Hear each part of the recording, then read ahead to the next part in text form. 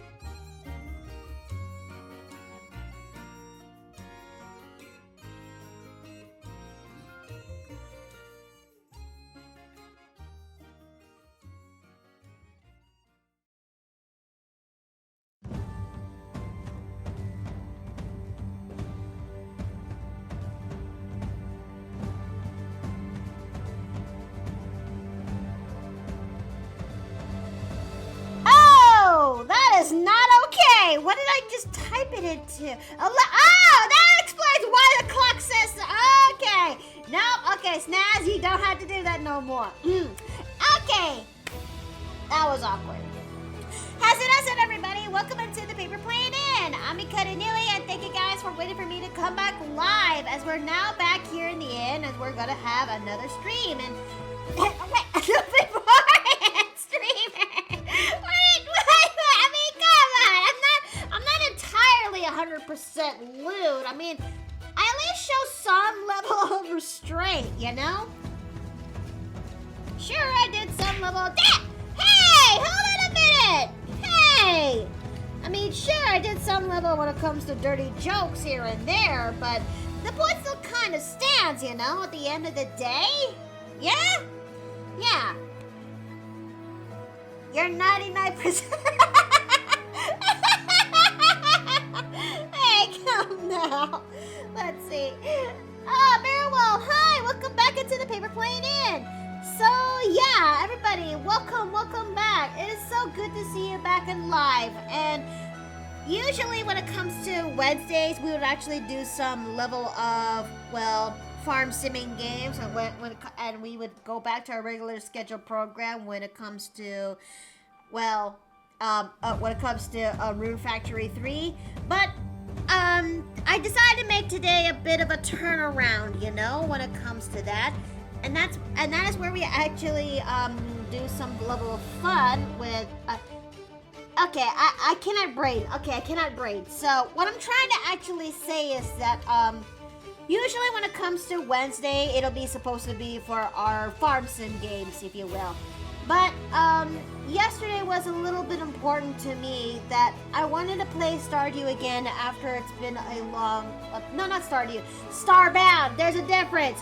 And I wanted to play Starbound again after it has been a very long time. And I want something of that to pick me up because yesterday is means something completely a little bit different.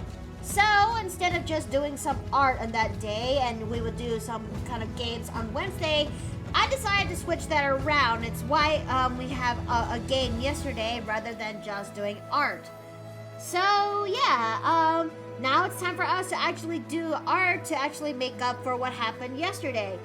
And today we're actually going to continue more with our project that is taking pre-existing D&D NPCs that I'm familiar with and redesigning them into my own spin and taste. So, without further ado, how about we actually go into the podium and I'm gonna undeafen right now. Okay, so, here we are. Oh yeah, there was a lot of feathers this time around because of yesterday. Huh. Also, how's it, guys? Hi. Good evening. So, Also, what was it about feathers? Well, there was a lot of people who followed me yesterday because Listen. what is it, Wild? Monster Hunter World was fun, but it's getting to where I needed to help with high rank hunts. Well, yeah, it do kind of be like that though. Just hang in there when it comes to those hunts, all right? And thanks for the head pat, Bearwalk. Thank you. Okay, where was I? Where was I before Wild actually tries to say, interrupts me? I'm trying to remember. Oh, right! The reason why there were so many feathers this time around into the jar is because, well, Shad's not unintentionally, Chad did a dual streaming with me while he also participated in for a short while, and then also got both his chat and my chat to actually show level of interest. So yeah, honey, hi. Hello. Oh yeah, I forgot Chad was streaming on here last night.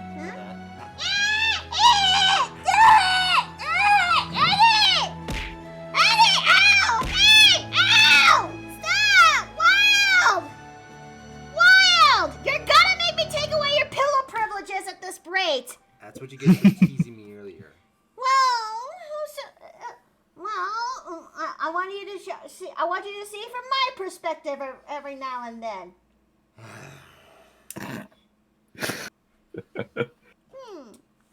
They are amused. I love you too, honey. Hey, honey.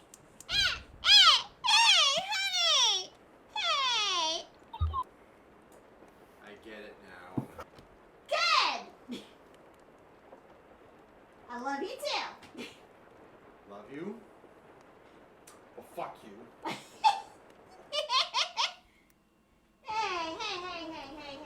honey, come here.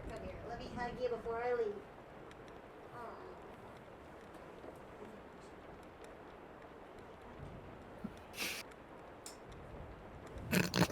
Oh, I have to do this. Crikey, Chad, this is now where the majestic wild Mickey in her mating habitat. You have to squeeze me to a point you pop bones. Yes.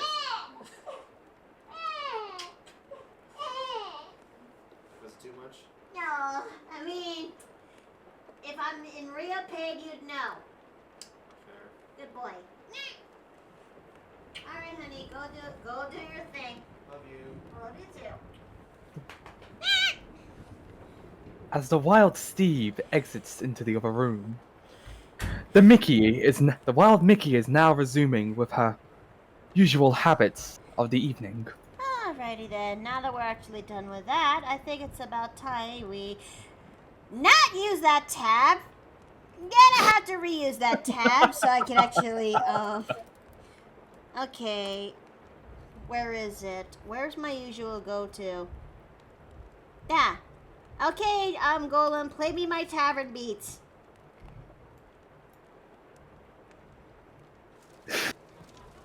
There we go. Let's see. Newies dry her. Someone saying that whole bit.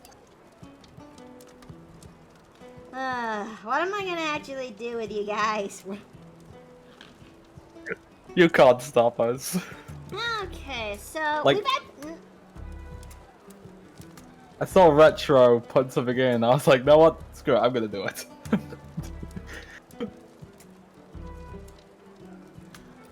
I sent you something in Twitter DM, and that you can send this to Afton in his DM. Oh? What's this? I don't know, since not sure about this either, so... Oh! Aw! Oh, if that's the reaction, I think that's a good sign. Well, here we go. It's regarding to the puppers that exist. It's regarding to the puppers, so... Ooh, let me see. I'm working on it!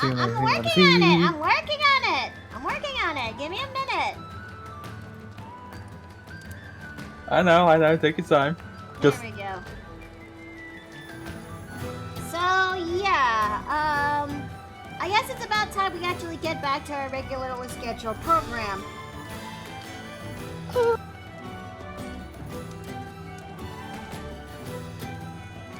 dokie, and I just remembered, I just set my OBS to my second window rather than just my art window. There we go. Thanks for the head pat. Thank you. oh, I love him. There we go. I just had to lower the volume a little bit. Alright, so now that we actually get my windows set up for today's stream, I think it's about time we finally get to work, don't we? Now, when it comes to this one project that I've been talking about, I take the pre-existing D&D characters, and then I would actually redesign them into my spin of it because of the campaign that I'm a part of. Like, I've done this last week when it comes to Princess Zidali, that is from the D&D Spelljammer campaign, The Light of Xerxes, where instead of a character who is like this neutral, chaotic neutral person, becomes so that much more of a good alignment, and as such, the character design reflects a little bit on that. Okay. Let me just grab this for an example. I took a character that is basically this, and I redesigned them into something that's more akin to this. You can tell from the you can tell from the before and after, the difference is very staggering from there. And now Yes, it's time for and oh, sorry, you go on. No, you continue. I can wait. I was gonna say there's some absolutely good changes. Like like you kind of brought the brightness up, show that it's like less gloomy, and introduced more whites in. And one other thing I've noticed is that they have big fires. Well, I try as I might, there is no possible way that that one artistic quirk is going to go down swinging. Right, I need to send you a bunch of Witchlight stuff. Well, I've yet to find an NPC that actually clicks well with me, Bearwall, but... oh, crap. I'll get to that in a moment. Okay, crap baskets. Sorry there, fellas, but I'm going into a tunnel. Oh, shite. Hey Dave, should I narrate this other thing the Retro Fox has done? Or wait till Mickey gets back?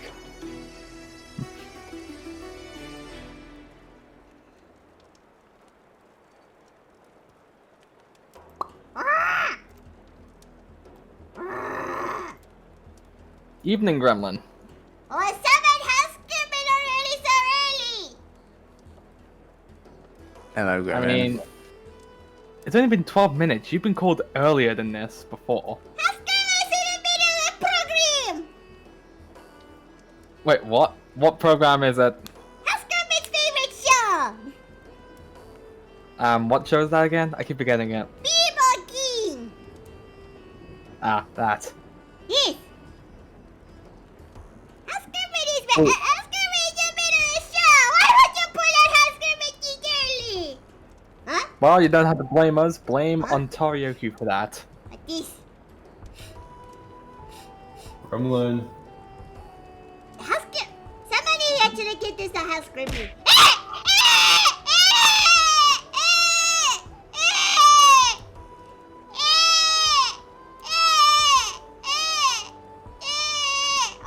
You need help? Housekeeping did nothing! Housekeeping's trying to eat food, but you threw it away!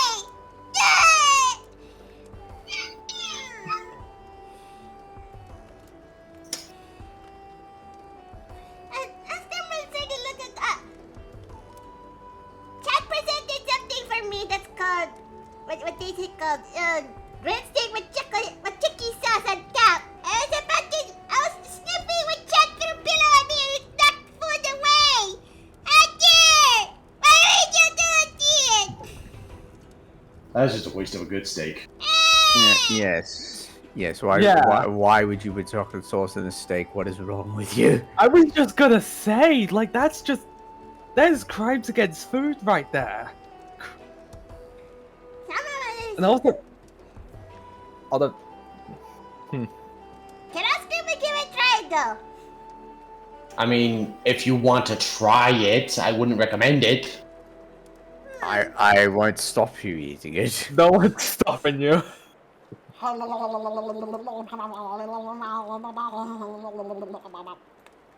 She's gonna hate it. Watch. Yeah, they.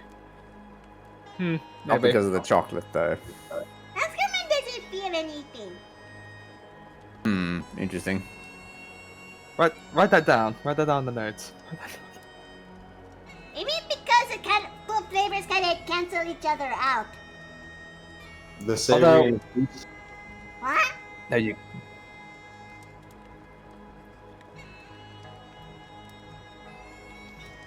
Wait. What is another? Housekeeping chat presented another kind of treat. No. Face yourself, Gremlin. This one is picky with chicky in it. That's almost worse.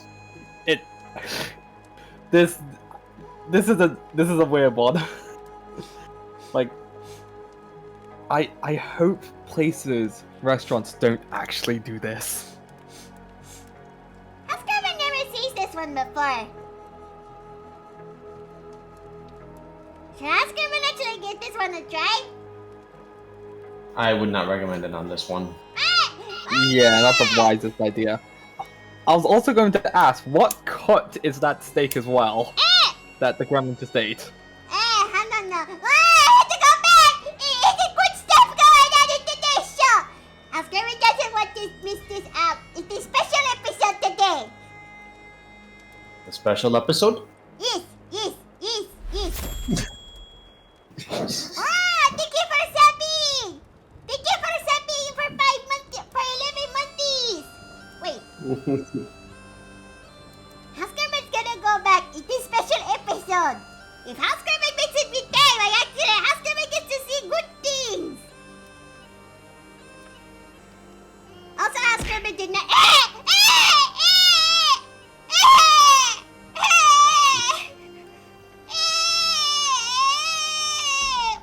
Oh no. Why did you throw zucchini at the gremlin? Wait, they threw zucchini? Stop throwing pasta at the gremlin.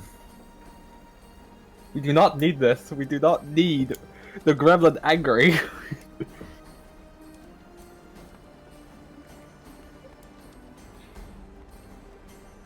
Okay, what just happened? The gremlin was crying on her way out. Who?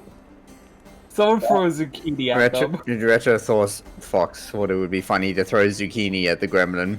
Well, somebody threw more than just zucchini at the gremlin. They just also hurt her. Like brat. You want me to go check on her? Yeah, I think so. Also, there was something in here before you left, which I was going to say. Here it is. I found it. It's another thing that Retro Fox has written, so it's time to have a little bit of fun with this one.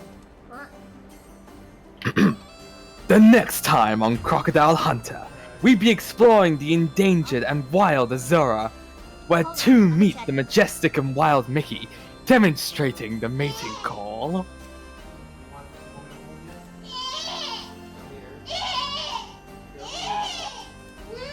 Aww. Like,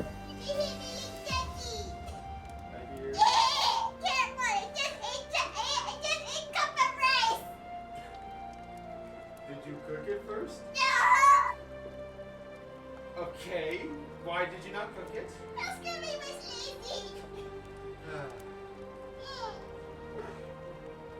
As long as you don't eat anything else for a while, you should be good.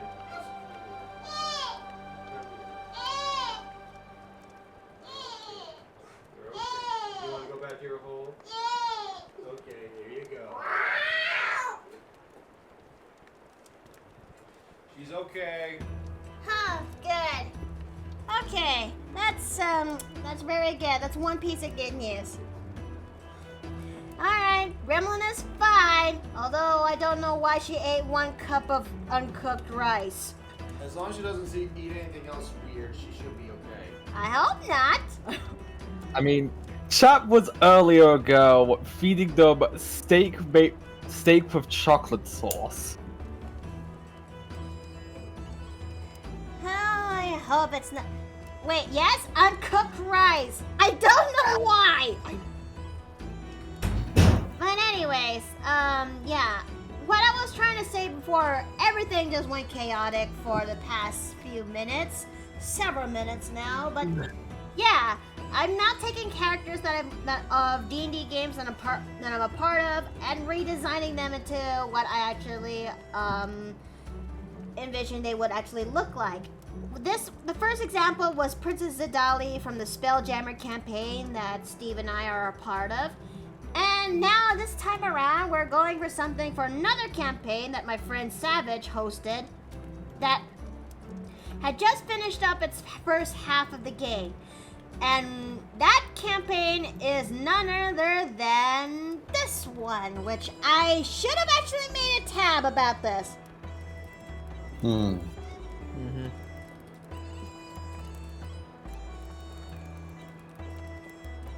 Me and my forgetfulness. Please send me to images there. I need this. There we go. This, my chat, and the game that I've been talking about, chat, is this. Another D&D module that is Van Richten's Guide to Ravenloft. Where, the premise is that you actually go from one place to another in Ravenloft, but my friend Savage decided to, take the good old route of combining 2 shots of a module into one game. And that other recipe he added into this is, well, I don't know, a pinch of, is pretty much a pinch of, that's a PDF. No, I don't need a PDF. I need an image. I need the image of a book, please. I need the image of a book, please. I can't. You know what? This will have to do. Well, my friend Savage decided to actually combine this with a bit of this, because the first half of this whole first half of the season 1 game that we're a part of, later parts of the game, he did take some elements of Curse of Strahd and put them into there, and as such, well, we also ended up having to fight off against Strahd himself later in the first half of the game, and boy. And thanks for the art, Parallel. Thank you so very much. And yes, Vampire D&D, which is basically our gothic horror type of game.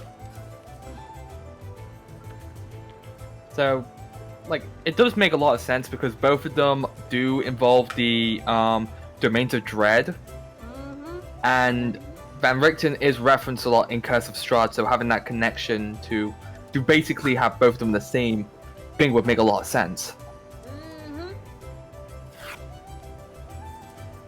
Now, when it comes to a game like this, we're redesigning a character that I actually came to adore. And that character is not Strahd. In fact, I really am not a huge fan of Strahd. The guy is nothing more than an incel in the basement, or as we learned the hard way, he's more of a fuckboy in the basement, because in our last battle when it comes to fighting against Strahd, it turns out he has 3 wives ready to fight for him. Yeah! So, we decided to go and actually redesign a character. Yeah, I shit you not! I shit you not, Retrofox! So, let's see.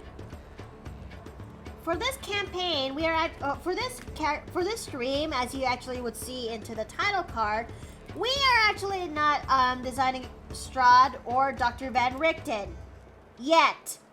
Instead, we're actually going to be designing a character that one of the NPCs that I actually came to like, which is none other than this guy here. This is the D&D NPC in question, Ismark Kolyanovich. And we are actually going to be redesigning him today into how I envision him, how he looks like, which is basically this. Well,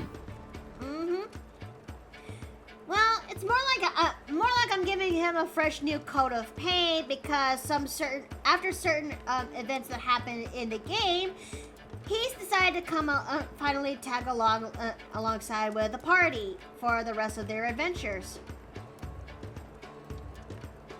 Let's see. I'm brushing the vampire jail. Why do I keep imagining Strahd as a white beater? Oh my goodness. That makes me want to read something that just reminds me of the whole thing. Like, you know, someone actually dared me to do like a comic strip for Curse of Strahd, but they wanted me to actually voice them. Yeah? Like, okay, so this happened a bit ago, where I joined a new server which a friend invited me to, and essentially the friend was this was like the artist server. They heard my voice and they were just like this at first, and they all dared me in the voice chat to basically read off a Curse of Strahd comic slip. Oh yeah, the Curse of Strahd also, the campaign Curse of Strahd has its own comic strip series. Huh. So let's see. I'm gonna have to shrink this down just a smidge. I'll admit, I'm tired of Strahds and incels and simp fanins. You're not wrong, Bearwall. So learn that he has 3 wives. So when it comes to my DM throwing in 3 of his wives ready to defend him while he's recovering in his coffin, it just really changed the dynamic that how Celine, my character by the way, actually nicknames him. So he really is the basement fuckboy, according to Rat. Yeah. For context, Narv in the chat is one of my party mates, which he actually plays as a orc named Tetsu, who is a ranger, but he also has barbarian tendencies. Did he multi-class, Rat? Because I wasn't really paying attention at that point. Okay, so Oh, they said played, which means I'm guessing that character may have died or been switched. yeah, he actually died. Oof. Yeah. Well, okay, so he did multi-class. Why wasn't I not there? Why did I not notice this? I mean, I did rate the notes. Anyways, so yeah, I am gonna be designing Ismark from Curse of Strahd and Ravenloft into his new design that reflects his how he's gonna be journeying with the rest of the party afterwards. But before I actually would go, I want to tackle the beholder in the room before I actually, I want to tackle something before we actually would start. I was actually stuck at what hairstyle would I actually give him. I'm debating whether or not should I actually go for something like his hair is tied up, or should I actually go for something of his original hairstyle where he lets it go. I don't know which one is better. Well, if that's ever the case, do the good old-fashioned coin toss. Or maybe ask chat for a vote. Let's. I mean, here's what it looks like, chat. Okay. Okay. Let me try to.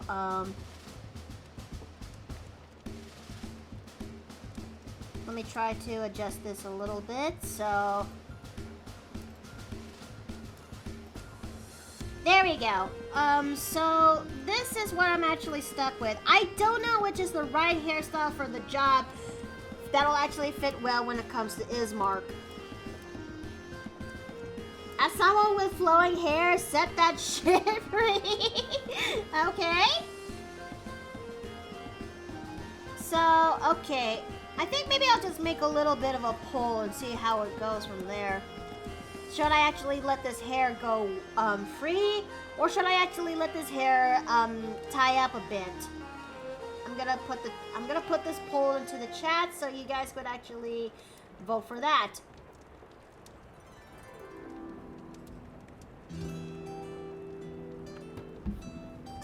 Come on, poll management is taking its sweet time though. Oh, And there we go. Oh, that's fuck. been slow all day, so may not be the only thing. Oh, crap baskets. Okay, there we go. New poll.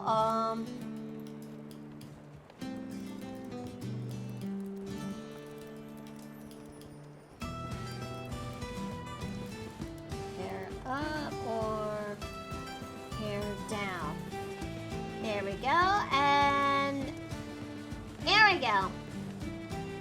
I'm gonna set this poll right there so it'll be in 2 minutes so that everyone gets to have a chance to vote.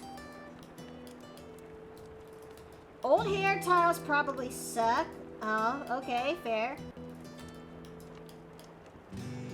So we got one vote when it comes to going for Yeah, like, hair. where would Oh, they get the material to make such hair ties? ask Celine. Because Celine is pretty much the one who is actually the more fashion oriented when it comes to the Ravenloft party. I would know that since Celine went from something like okay, went for something that's like this. If only this game would actually load up, to something much more akin to this.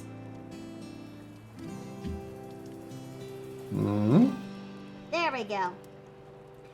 She actually did. She actually touched up that dress herself. So yeah,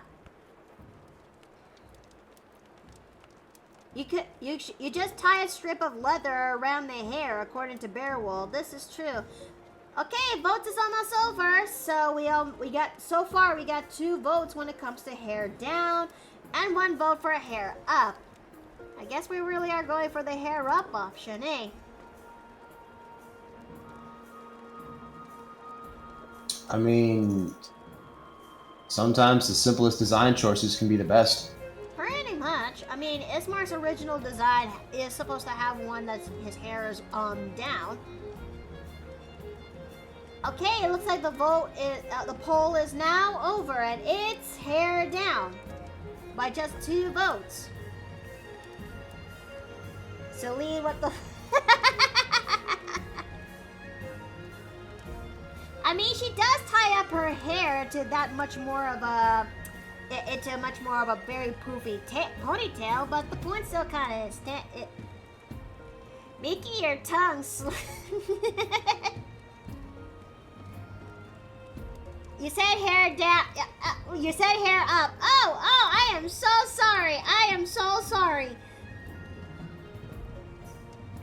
So yeah, let's go ahead and actually Goober. close this. No, I'm not a goober. No.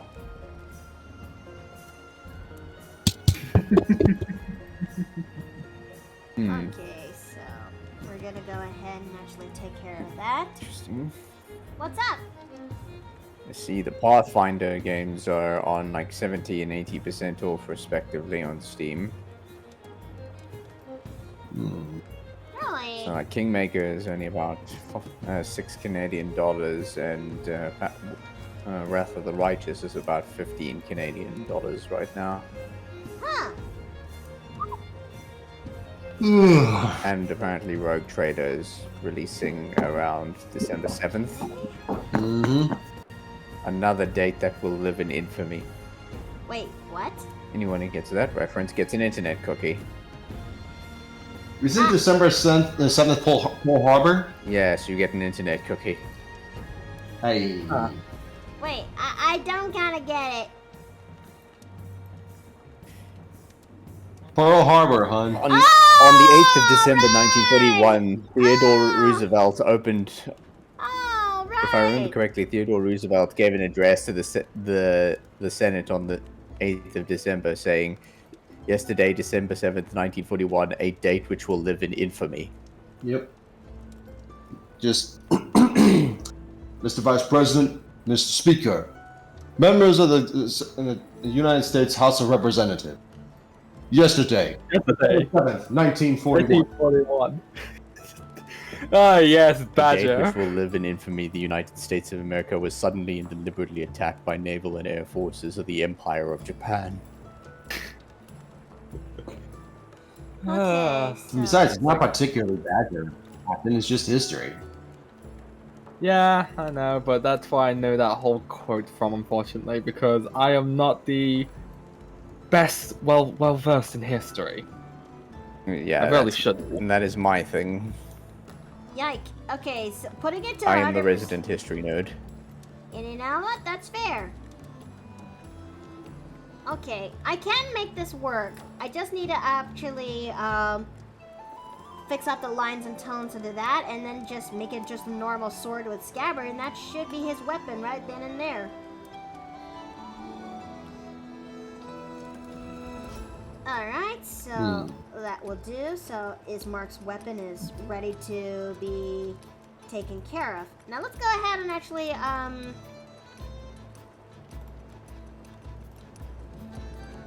let's go ahead and start putting this boy into inks.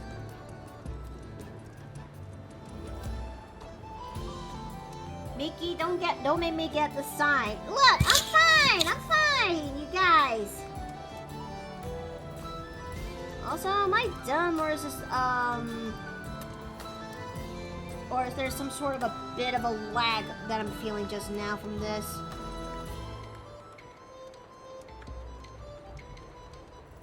It's not just Yeah, you. there's like a 2-second delay I think between you're- what I say and what you hear, it seems. It's not so much that there seems to be. I mean, I hear you going slightly robot on occasion. I don't know whether your internet is behaving at the moment due Yes, to the winter it weather. started snowing up there yet. Snow, no, but rain will do the same thing. Ah, okay. But it's sunny here right now.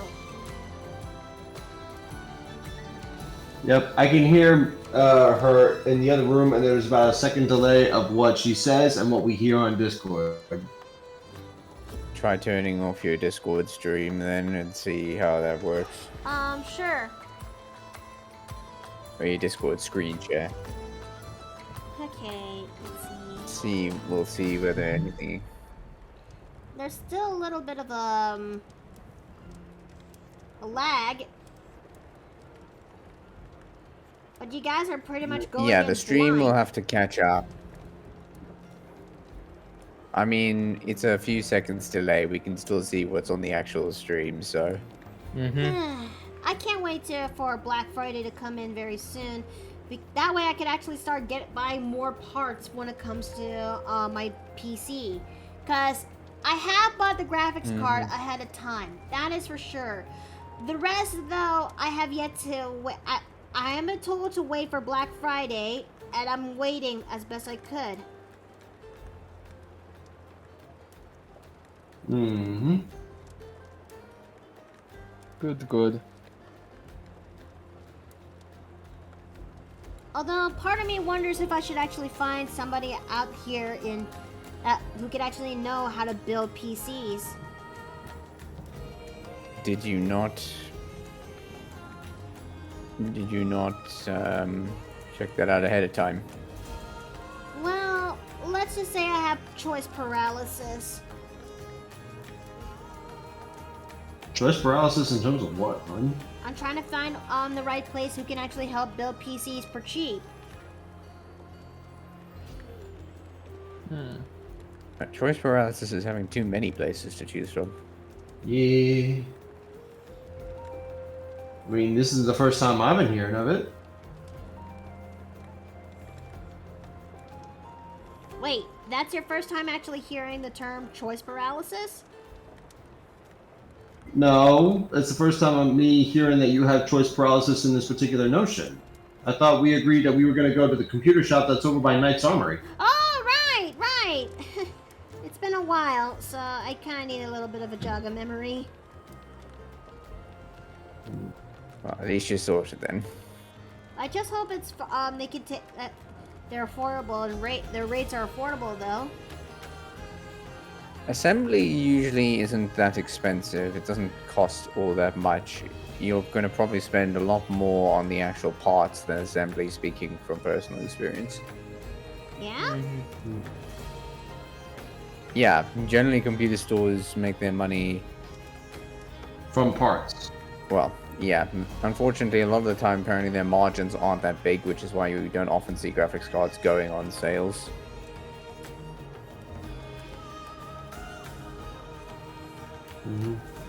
Fair enough. So we made the good call to buy that in advance before Black Friday rolls around, because even if they did probably sell them, it'd be more than likely that those would be gone like that. Yeah, I'm personally still waiting to see what I can get on Black Friday as well. I want to get a graphics card and some non-computer related editions as well.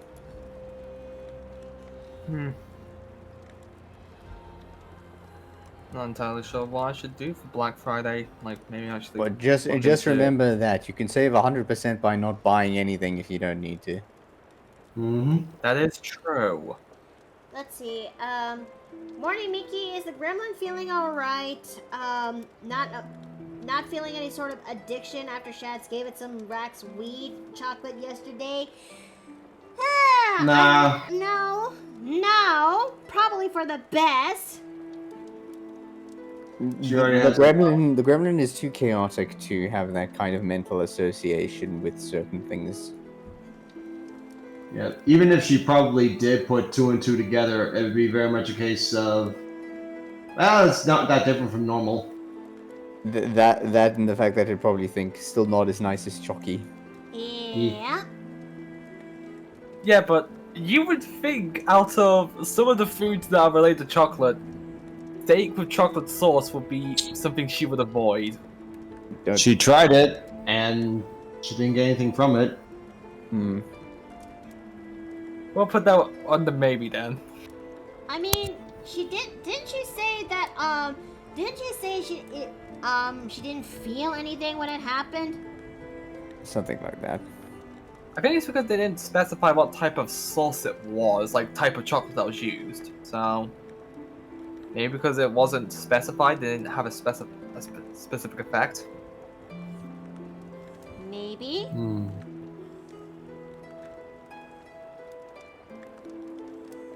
Or maybe she just meant what she said, that two flavors just kind of canceled each other out. I mean, would make sense. Yeah.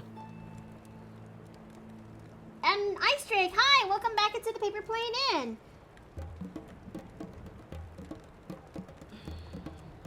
Ooh, I was actually gonna ask, with Ismark being different in this game, or with how Princess was in that game, what has changed about Ismark in this campaign?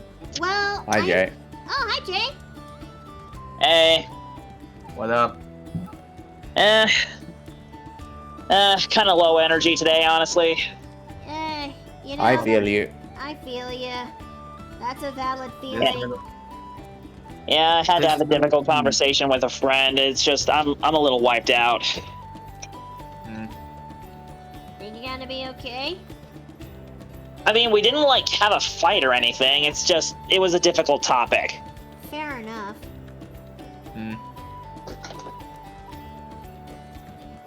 Anyways, what are we working on? Today we're actually designing redesigning a D&D NPC that's part of my little series where I take D&D NPCs of games that I'm familiar with and giving them a whole new design that's reflected upon the campaign that we're a part of.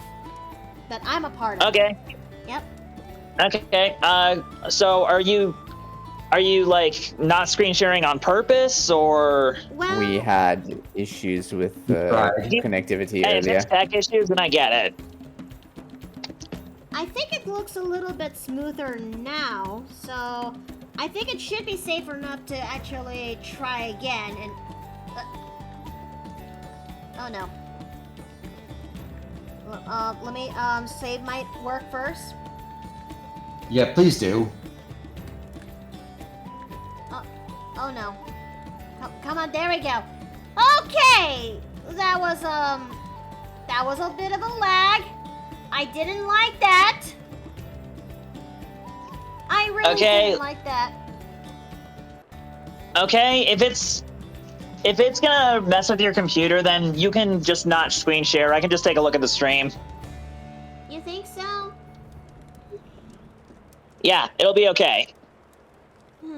Better to err on the side of caution, right? I guess. Let me just see what we're working with.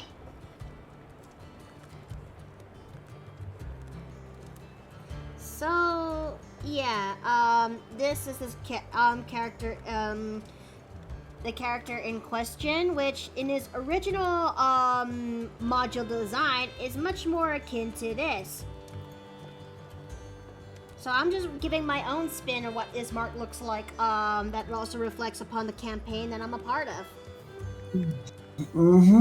I remember you were going back and forth with different ideas for designs. Oh, you have no idea, because when it comes to trying to figure out a design for Ismark, I had so much trouble in trying to figure out which actually suits well for him.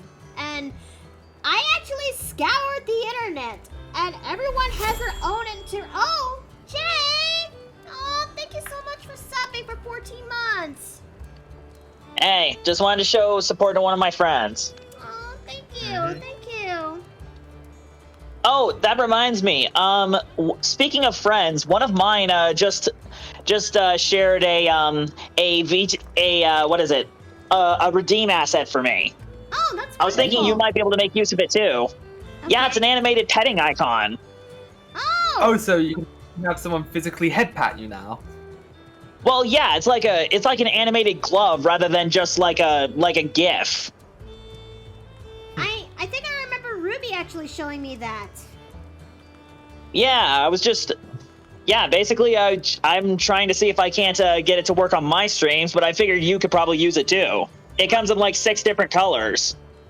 I think I'll give it a look at it again. All right, I'll send you the link that Yuki sent me. Okay.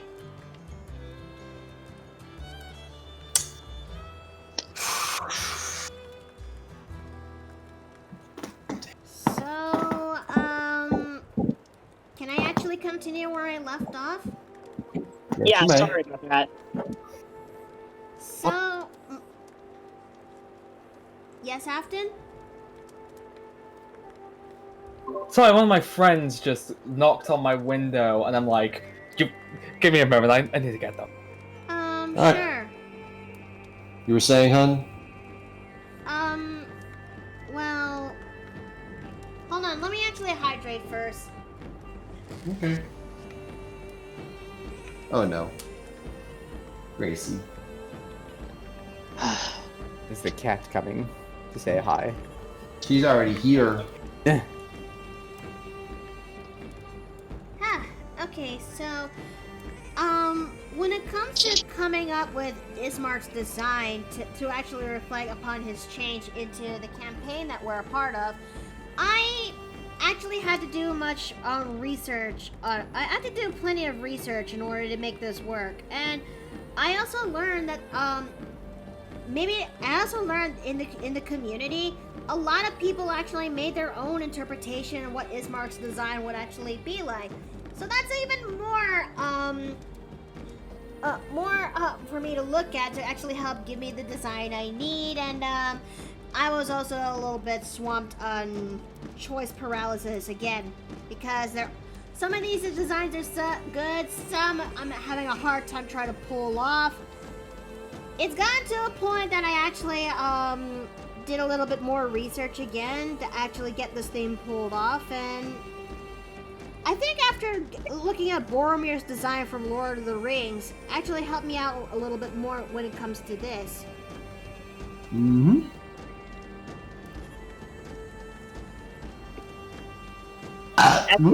Actually, speaking of Lord of the Rings, I have a bit of a confession to make. Yes?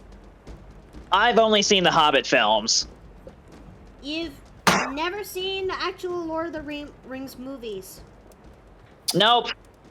Okay, now Miki usually is the one who does this to me, but now it's my turn. Boy!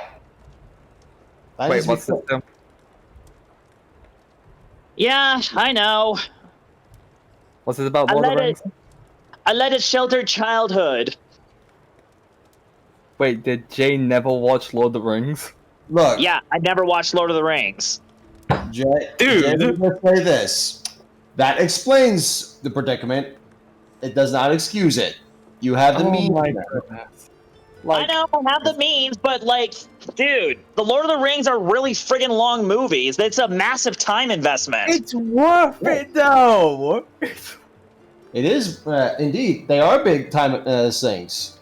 I mean, hell, my brother and I used to watch the extended version. Each of those things is like 3 hours long, Yeah. Yeah, exactly. and it's worth it. In before the book readers come in screaming this is a travesty. I haven't read the books either. I've only read The Hobbit. Don't worry, that you've read more of those works than most of us, I would reckon. Mm-hmm. See, like, I've read enough of The Hobbit to know that Legolas isn't supposed to be there. And there was no relationship between an elf and the dwarf like it was in the movie. No, that's still cute. Mm-hmm. Okay, yeah, I will give it that. That was a fun addition, but I feel like Legolas didn't need to be there. I think after the whole drama with the Netflix Witcher TV show, I can empathize with that. Mm-hmm. Yeah, like, seriously, what was he doing there? He wasn't supposed to be there.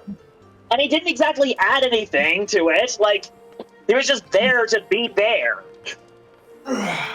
Did they also try, like, this is something did this happen in the books or did this happen in the, wait, no, yeah. Something in the movies which I do enjoy, which is the whole Legolas versus Gimli drinking contest. Well, to be fair, if he wasn't that's there a in the books, thing? it obviously didn't happen. Yeah, See, what I like when movies add something that gives the characters a little more time to shine, you know? Yeah. Well, And, honey, Yeah? I think I found something to do while on these days off. Yeah? Because you've noticed that, like, I have so much energy to burn, and I'm not used to being idle. Uh-huh.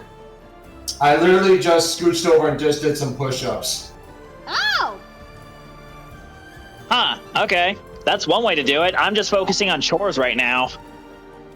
I was The about. thing is, with the way I do the push-ups, I have to do it on my knuckles, not on my bare hands. Oh, that's actually really good. Helps with grip strength. Uh-huh. I mean, yeah, Also- a home exercise routine is probably a good idea. It's not a bad idea. It's not a bad idea either. Yep. I got up to I feel like a weakling because I only got up to 12. Hey, I mean, it's better than none. Dude, I can barely get up to 5. You're already doing more than half than me. Mm-hmm. Or more Like, than it takes- more than double. More than double. Yeah, it takes time to get to a higher rep count. You just need to let your body get used to it. Remember Oh, this? hold on. 19. 20. I can do push-ups right now. Honey? Yeah! Oh, Don't What? worry, give him, I think Jay, needs to take care of something real, but he'll be back. Hopefully. also, update on that thing that wasn't a friend. Apparently, it was just someone coming back from a club. Ah, No, like, I forgot to put my curtains down, so they saw the lights on, and they just, like, popped themselves on the window and just dragged themselves down. And I'm like, what the hell? Like- so... Hmm. Yeah. There is one caveat to those push-ups, though. Doing it on your knuckles on a concrete floor is not fun. Honey, you used Yep. the carpet! I did use the carpet. Okay. Yeah, you should really use either a carpet or an exercise mat if you're going to go bare knuckles on anything. Yeah, that's what I should do, but we don't got that. Well, I do have a throne goal that I do have a throne goal where, and one of them, I'm not a throne goal. I do have a throne where one of the gifts over down there is a exercise mat. Is it? Yeah, Oh yeah, I got the whole bike. that too. But the bike is the one that's more of a community goal, and the mat is much more of just an instant buy right there.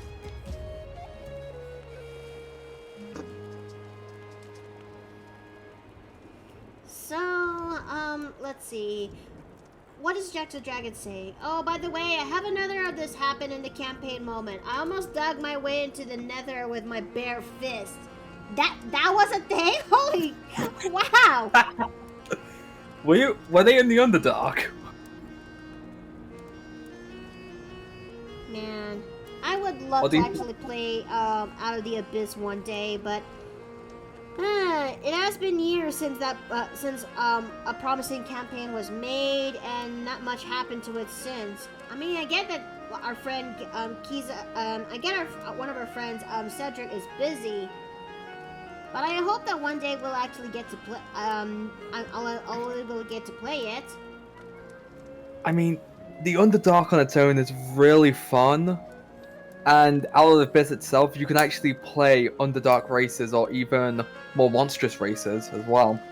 That may be true, but with the premise that you're actually stolen by the Drow and you have to find your way to get out of the Underdark is what we're actually going for this premise. And I know I have just the exact character for the job when it comes to that campaign. Ooh, would you care to enlighten us on that?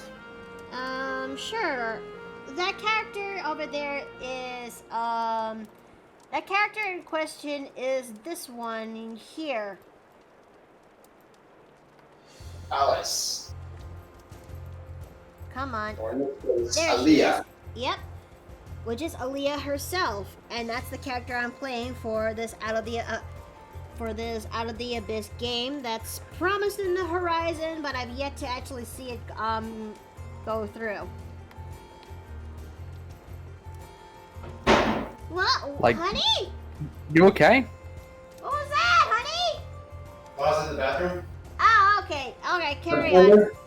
I'm improvising and using my own initiative. Okay, carry on. So let's see. Wait. Like, I don't know a lot about Out of the Abyss, but I have heard it has become quite popular recently, especially in like the circles we're a part of. Yeah? Yeah. Like, recently I saw a few people actually sign up for an Out of the Abyss game, and Ruby actually does Out of the Abyss as well too, which they stream as well. So like, I've been seeing it all over the place, which is weird. I've been seeing it in like all the servers. Huh. Let's It's- see. Mickey, you can plan an Icewind Dale character, because even though you can't join next week, I will run one for you at some point. As in, like, for a one-shot or a full campaign. That's the proper question here, because Bearwald, I love that you extend this invitation to me, but I'm already in like 5.5 games as we speak. Yep. I'm in more. Okay, that's 30. Yeesh. Like, oh yeah, I actually just remembered. I think I'm in that one. Like, I think I'm in the Icewind Dale game he's referring to. Let's Like- see. 6. So, let's see. So, let me look at what Jack's a Dragon is saying. No, I was just mining a diagonal line down and broke a bedrock in the Minecraft campaign. Had another player not told my character to stop, I would have broken a hole to the nether. Oh, wow. He clearly did not know the #1 rule about Minecraft, community-wise. Don't dig straight down. Okay. That's 40. Honey, you need to give yourself a break with these reps. I have. Oh, I meant in the future. There was no timetable here. Oh, okay. My bad then. I'll take that L.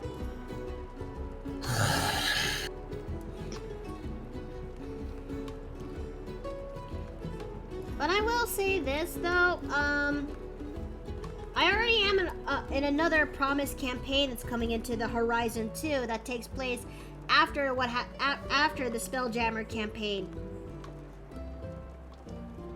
And it's a campaign that I've always wanted to give it a shot and try. What's that, hun? You know, the one. Escape to Avernus. Ah, right. And apparently I've been put in the jar for 10 minutes.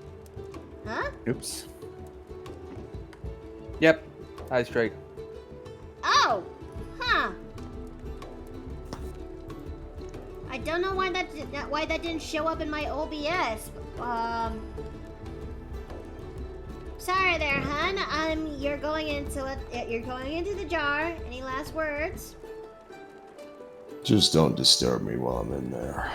Hmm. Also, I will say this much: just doing a few push-ups, it's caused the base to go down, and I was gonna say, you almost channeled into one of the characters I have in mind. oh, B, you doing good over... B, you doing good over there? I'm doing just fine. Huh. Well, carrying on, honey.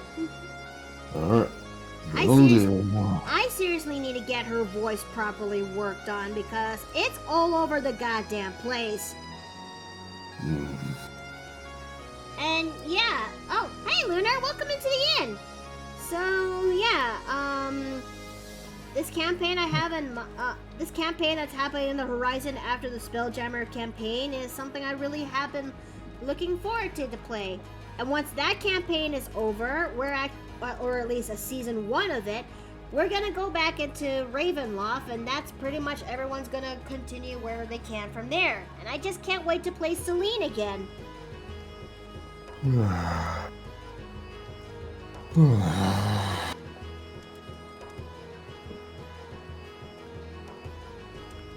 I just can't wait for I just can't wait to see how with the rest of the lands of Barovia is not Barovia, Ravenloft is going to be. Barovia, we already taken care of that after we finally kill off Strahd, free everybody else, and I still can't believe that that cliffhanger that Savage has left into the campaign.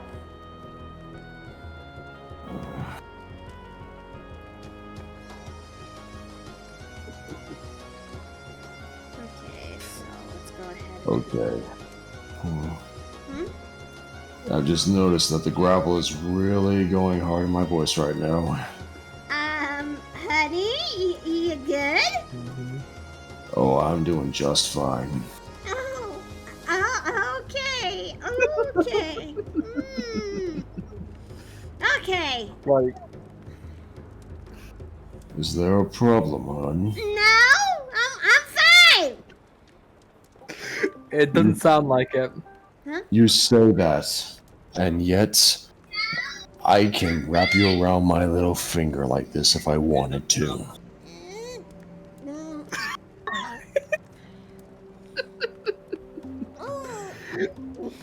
Okay. Vicky, you doing okay over there? Going on.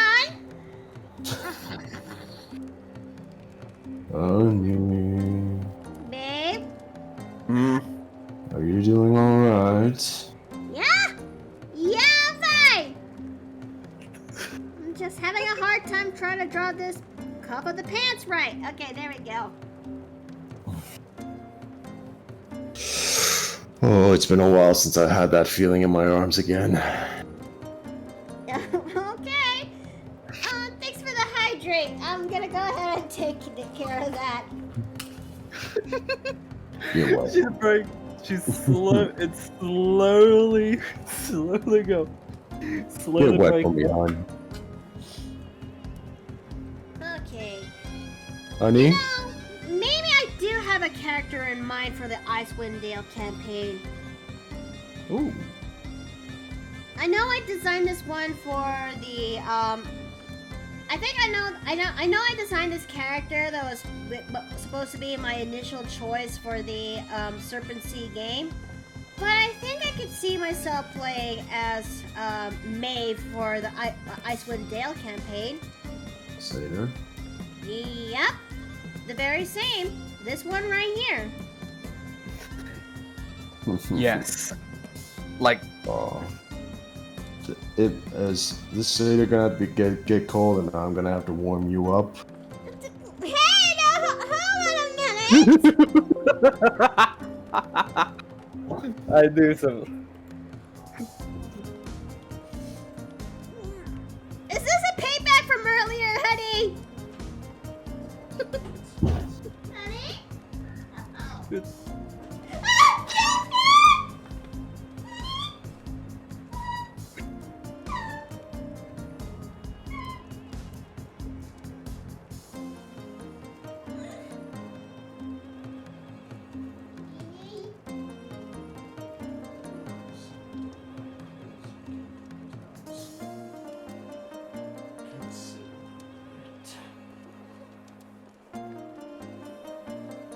What am I gonna do with you?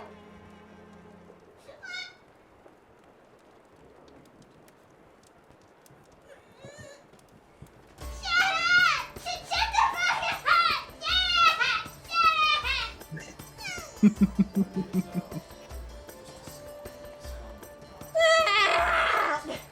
Should we just leave these? Should we just leave and let this just play out, or? Why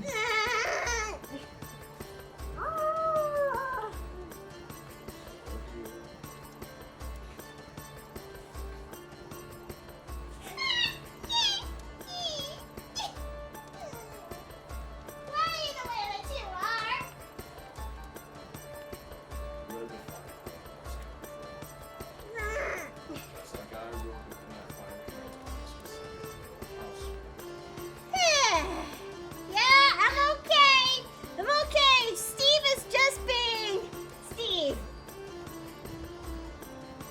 Are you sure this is usual sleep behavior, This though? way, the old No, cowboy but she fell in love with is coming back out.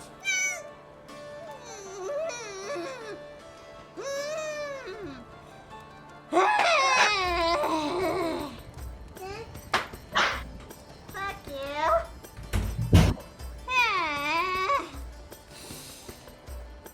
Okay, anyway, okay, I'm gonna get back into work. and I think I have to take my leave as well too, as I do have my game coming up right now. Alrighty then, you take care now. Today we'll be carving up 3 large dragons. Hopefully we can make some good items from it. Okay. Toodaloo. Zeta out. So, I'm gonna go ahead and actually start continuing where I left off.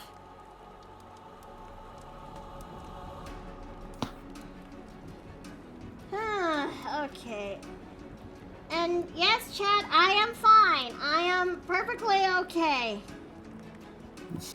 I just teased her a bit. Meanie.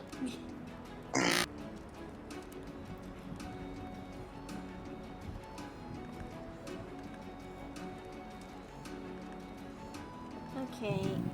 We're almost done when it comes to the initial inks when it comes to Ismark. I just need to take care of the finer details once we get to that point, and then we'll take a little bit of a break.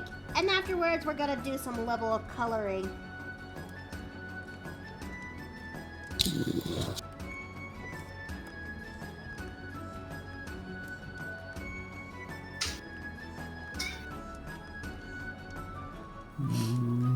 Grace, what are you doing? What is the cat doing?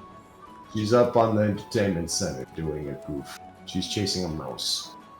Oh, that's cute. She's got a toy. Oh! Did you chase her away? No. Did you spook her away? No. Oh. Okay, so let me, okay, before I even continue. Ugh. Gross noises. Ugh. Anyways, what was I trying to actually say about Ismark before everything kind of goes derailed? Shit. I don't know. I'm trying to remember from the topic, but I can't really remember. Chat, help us out here. Let's see. I got a question. Has anyone ever painted figurines of the Dungeons and Dragons before? I'm asking because I'm going to be painting a blue dragon figure for the first time with my grandfather. That actually sounds really nice. That does, but unfortunately, Say again, Jay. What were you guys struggling to remember? When it comes to talking about Ismark, because I was actually gonna talk more about him and the experience I went so far when it comes to the Ravenloft campaign, but everyone is so caught up with her own topics, I can't really remember anymore. I hate when that happens. Yeah. you're gonna be. I'm sorry if I threw you off that much, hon. Well, I think it'll come back to me eventually or something. It's just that I'm worried that the moment I try to talk about something, it gets derailed very quickly. Yeah, that's fair. Can't say I've been helping with that. I mean, I'm glad you at least admitted to that. And to answer your question, Ice Drake, I haven't painted figurines before. I mean, I have expressed some level of interest in it, but depending on the figurines, because when it maybe it's just me, but my brain when you had translated that into the miniatures, aka the minis, and minis require a lot of work and the attention that goes into detailed. But if you're talking about figurines like the unpainted dragon figurines that Wizards of the Coast provided, then that gives more room for painting it better. I don't know. Agreed. I may not know how to paint such miniatures, but I know there are plenty of guides of how to do so online. Okay, so that's the initial ink. Let's go ahead and lower this down.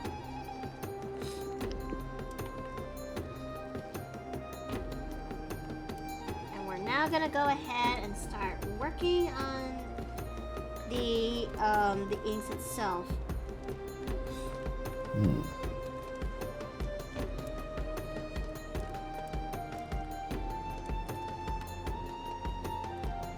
But I will say this, I actually like how this is coming together so far. Indeed. He's looking like quite the handsome gentleman. I concur. It's no wonder Celine actually starts liking him.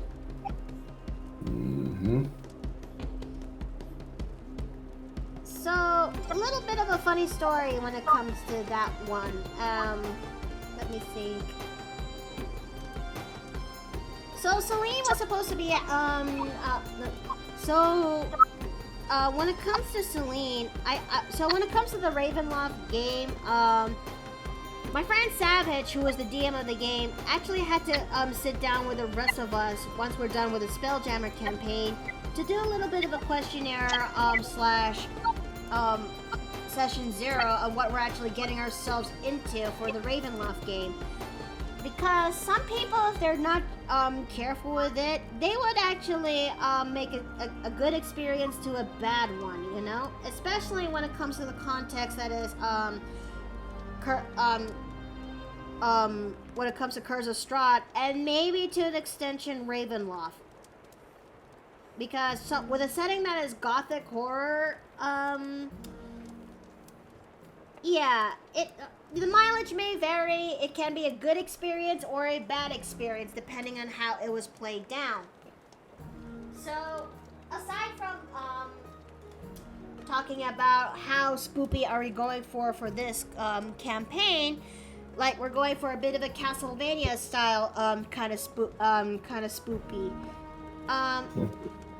When it comes to the concept about consenting for romance that happens in the game, I quickly just said yes to that.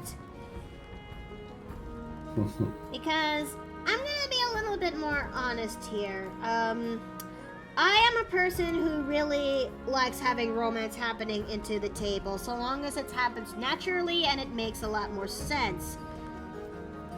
And although there were some exceptions to the rule, depending on the situation that's presented itself there. So, Celine was supposed to be having some sort of thing build. And Celine was supposed to be having this sort of thing build up with one of the players, but unfortunately, it didn't kind of go through.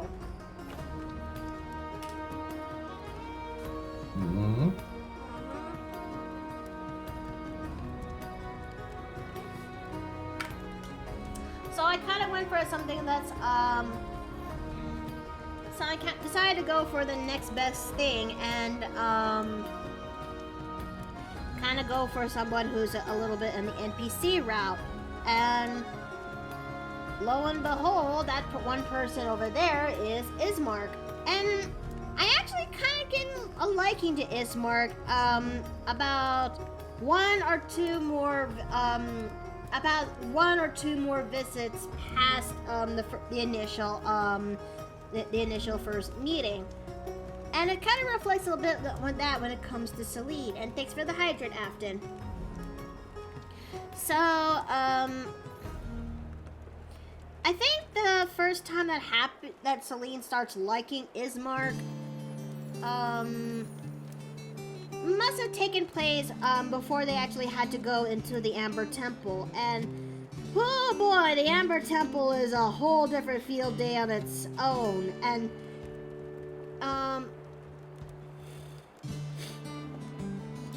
let's see, what else I'm actually trying to go for here. So when Celine actually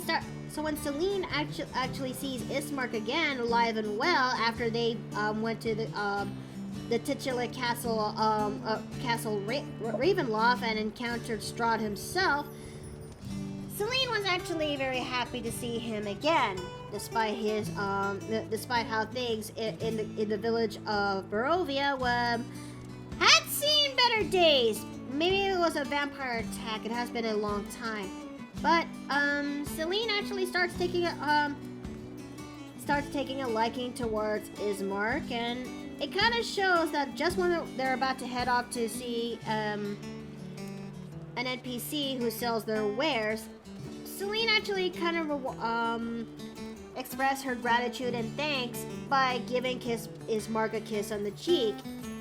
I mean, this also takes place around the time when Savage did a thing when it comes to my character Rose for the Isekai campaign that I'm a part of the day before. So in my way, that is my way one on, well, slightly on my one towards Savage. It's a little harmless one, but it's out of pure fun. So later on into that campaign, after enduring a hell of a fight or something, Celine, I figured that right now at this point, since we're getting into the last tail end of the Ravenloft campaign, I decided it's time for Celine to actually go for her full transformation. As this campaign, she's slowly taking a turn to the goth end, because it has always been pre-designed that Celine will always be this perky goth, if you will. So Ismark actually helped provide Celine a dress that he actually has been holding on to, that no one is actually going to be wearing anymore since his family is pretty much, well, dead. And as such, Celine actually helps modify the dress into her own design that she has in her vision. And after she came off looking more of, well, this, let me just bring this off again. Of course, everyone, the party gave her some level of flack because she's wearing something that's a little bit on the revealing end. But to Ismark, he actually finds her incredibly stunning, especially since, according to when Savage puts in the notion of how he gives the same look that how the suitors would always look towards Celine's own sister. But this time, it's much more focused towards Celine herself. So of course she's a little bit bashful on that, and when she finally realized it. It also comes to a little bit of a head when we finally had to go into Castle Ravenloft. And I was actually worried when it comes to the NPCs that we've met along the way. Dr. Van Richten, Esmeralda, even Ismark himself, because he's also part of the people who has to fight against the hordes that Strahd has on him. And as such, that so when it turns out that Ismark is alive, and once the party reunite with the NPCs, you have no idea how stoked I am to see him alive. Especially since I learned what Ismark actually is during my talk with Savage. That being? Well, Ismark doesn't really have much when it comes to the character development. When it comes to the character development feel. In Curse of Strahd, he is just that one protective character to his own sister, because in Braid. He's a very protective character towards his own sister, who actually does one or two things, and that's about it. Savage decides to do something a lot more when it comes to Ismark, and I actually am happy that he actually went through that route. That without the because of that, Ismark kind of becomes a little bit more independent, and well, it also helps me that because of how Celine is attached to him, that it also helps given the character growth that he needs. That's a beauty when it comes to modules, as well as the power of role playing and storytelling. You may have the module that itself, but depending on the circumstances, it can change. I like to view modules that's presented in D&D in a, I know this might sound weird, but hear me out. I like to view modules as that of cake mix, as an analogy. Okay. Yeah, like you and sometimes you follow the instructions of that's written in the cake mix. You just gather the ingredients, make sure they're measured right, mix them all together and bake, and then you get yourself a cake. Simple as that. But sometimes, every now and then, the players would actually provide something else to make that cake different. Some would provide different eggs because they're allergic to Some would provide different eggs because they have something particular with the ones that's provided in the box. Some would actually bring different frosting to actually make the cake instead of store-bought frosting. And sometimes some of these substitute replacements, and depending on the situation, would make that one particular cake from the cake mix into an elevated better cake. Does that make a lot more sense? Yeah, it actually does make sense. In fact, it reminds me of a story I once read in a magazine. Yeah? Yeah, a father and his kids got together to bake a cake, and he said, hey, since this is going to be our special cake, we're going to make it the way we want to. We don't have to follow the instructions or the recipe. And the kids were, at first, all for it. They mostly memorized the recipe by heart, but the dad comes in and says, hey, let's add barbecue sauce to the batter. What? Yeah, the kids had the same reaction. So he's just like, hey, listen, this is our cake, which means we can do whatever the heck we want with it, right? Uh-huh.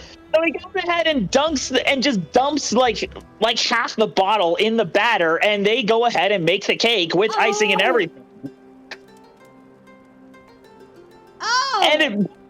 And of course, they try the cake after, and it's terrible, just like the kids were expecting. Oh, But no.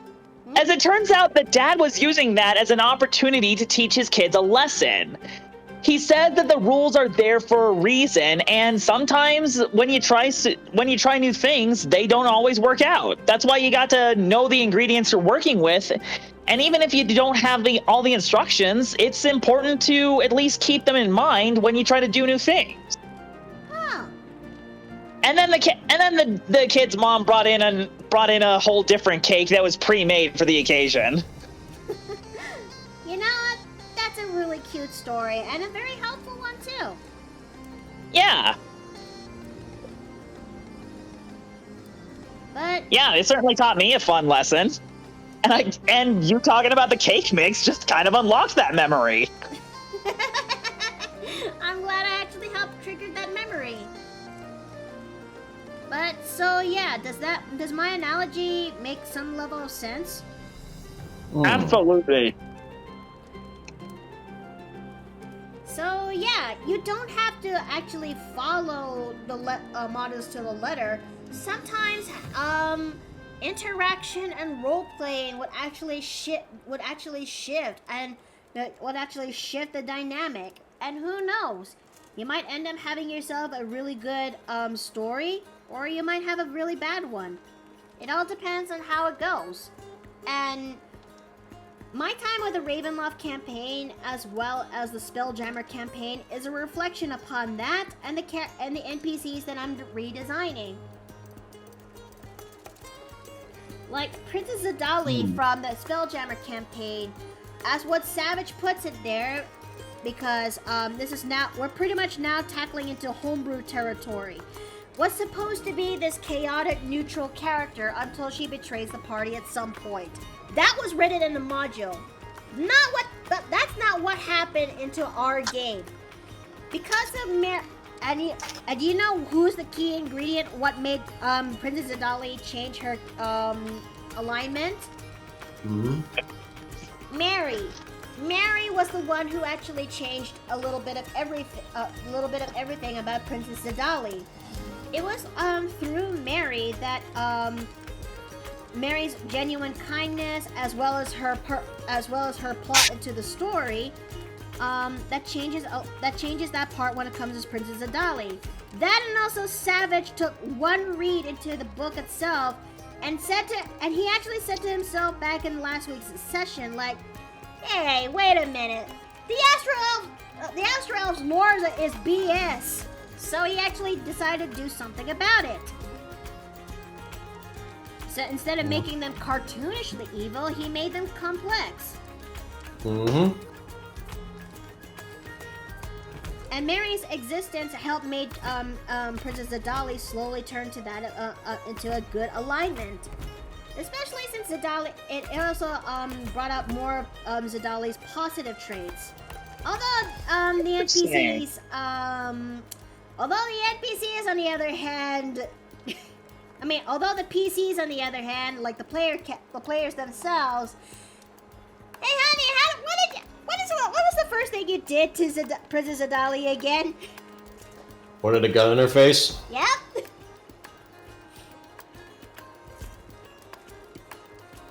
So yeah, and Ismark, when it comes to the Ravenloft campaign, is also no different. And Savage actually revealed this one big ass lore dump on me when it comes to the Ravenloft campaign. That actually broke my brain so much that I'm still having a hard time comprehending to this day. Okay, all right. This is gonna take a little bit of a hot minute. Let me actually get myself some water. This might take a while.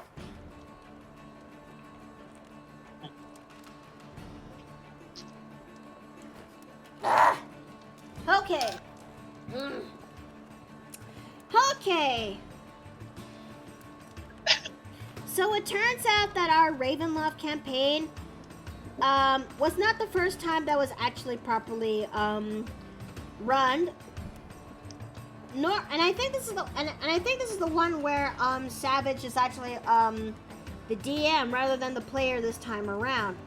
It turns out that according to Savage, this campaign was actually supposed to be a result of a time loop of sorts. That our Ismark that we're actually seeing here is not the first Ismark. He's more of a grandson of the previous Ismark. And as a result from these shenanigans, the character who is Ismark's adopted sister, is not actually anywhere into the module itself, which raises some level of concern, questions. But it turns out that the first Ravenloft game that Savage and another friend that we know of who are a part of actually helped free that said sister. But something happened in their campaign that actually resulted it to be canceled. And the campaign that we actually played was that of a bit of a result of a time loop of sorts. But hey, us beating that campaign, it actually resulted everyone finally being free, and this Ismark is also among them. So, yeah.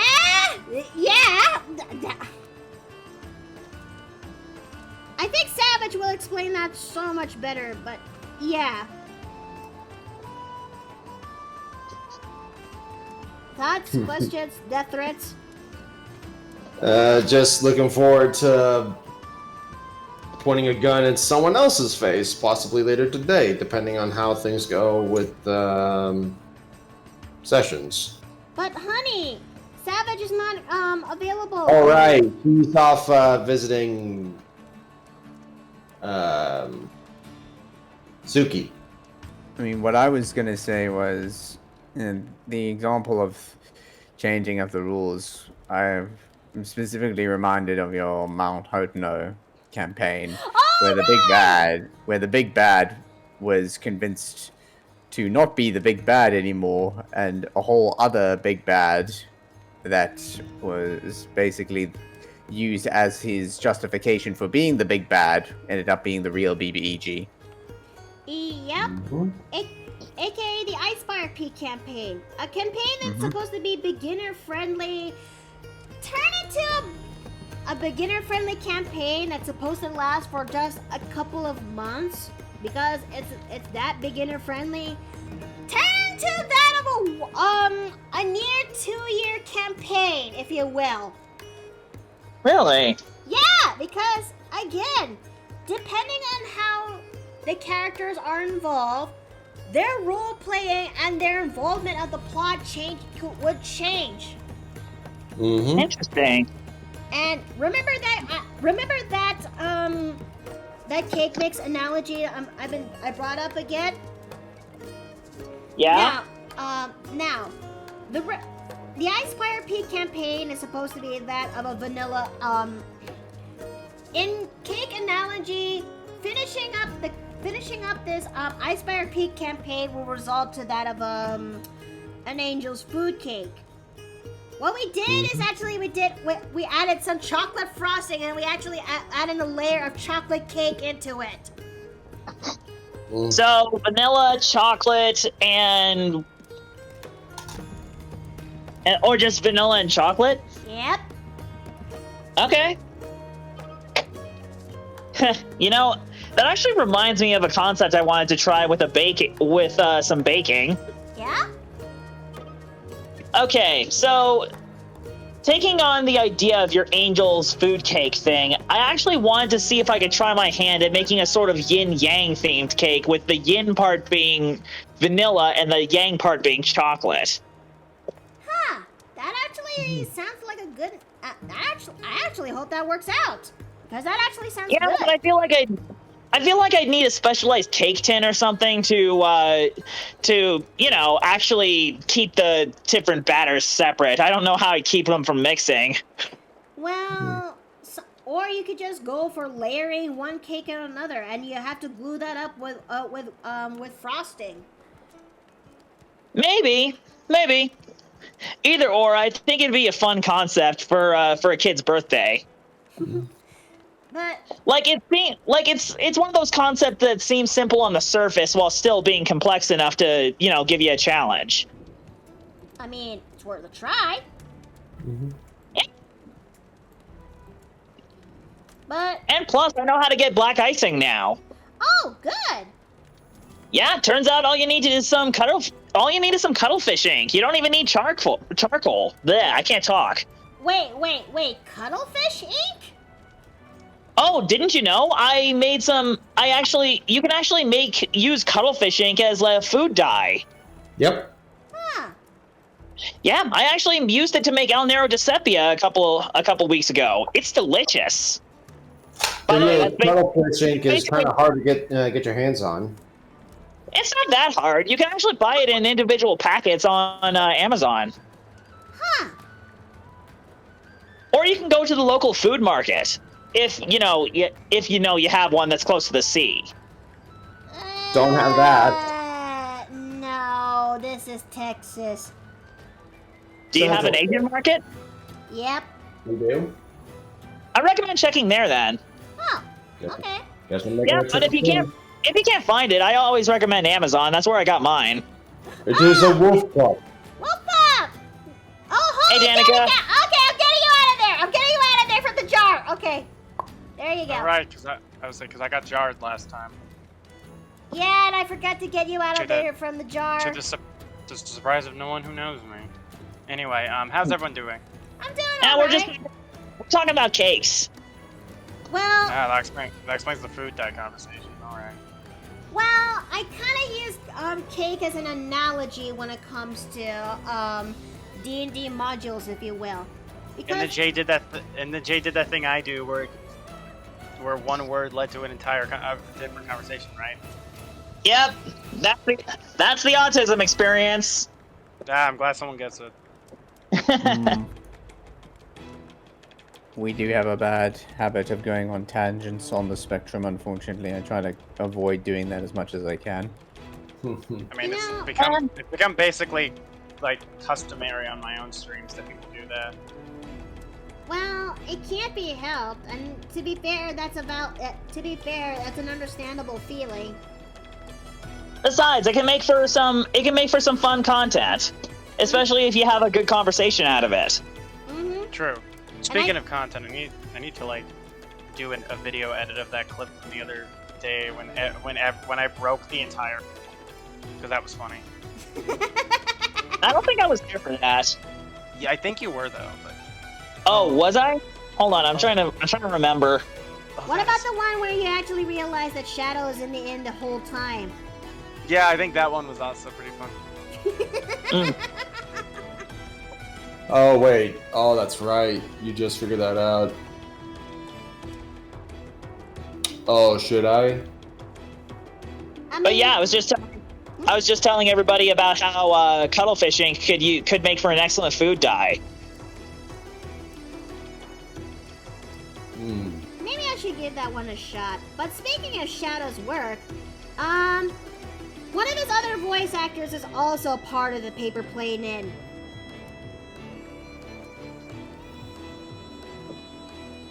Care to take a guess? Well, No, I'm not really the guessing kind, so. okay, so maybe okay, to beat the bush, I'm not gonna beat around the bush. I am actually Shadow's voice actress when it comes to Derpy Gun, as well as to Kami and Shadow Kami into that context. Steve here is the voice actor for Table for his the Lost Ones series that he has made. Ah. And completely unrelated to those guys, I'm a voice actor for Ask Mario on YouTube. Neat. Yes, you are. But the fun part when it comes to this realization is doing something like this. And we are roommates. My God, we're roommates. I still can't believe that there's some people who've forgotten that I'm the voice actor for Derpy and Derpy Gun. But, you know, that's fair. It has been a long-ass time. Now I'm just reminded of that one bit we did way back on Audacity with burning the muffins. Yeah, I think it's still there in my files. Also, I shouldn't have done those push-ups. Now my arms are beginning to be sore. I told you, honey, you have to start small and then work your way up. That's the Honey, at my peak, 40 was small. Oh, well, good for you. Holy crap. You still gotta work your way up, man.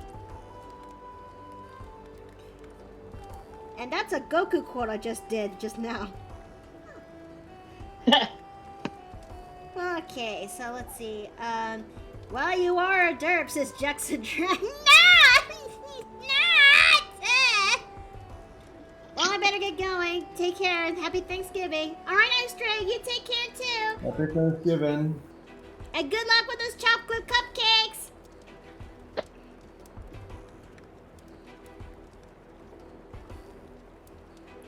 Yeah, there's gonna be no for those who want to know up ahead, there's gonna be no stream tomorrow as well as Friday because Thursday is obviously going to be Thanksgiving, so there's gonna be a break from that. And also Black Friday. And Black Friday is tomorrow. I mean, Black Friday is the day after Thanksgiving, and I need that day so I can actually concentrate on buying the parts for my PC.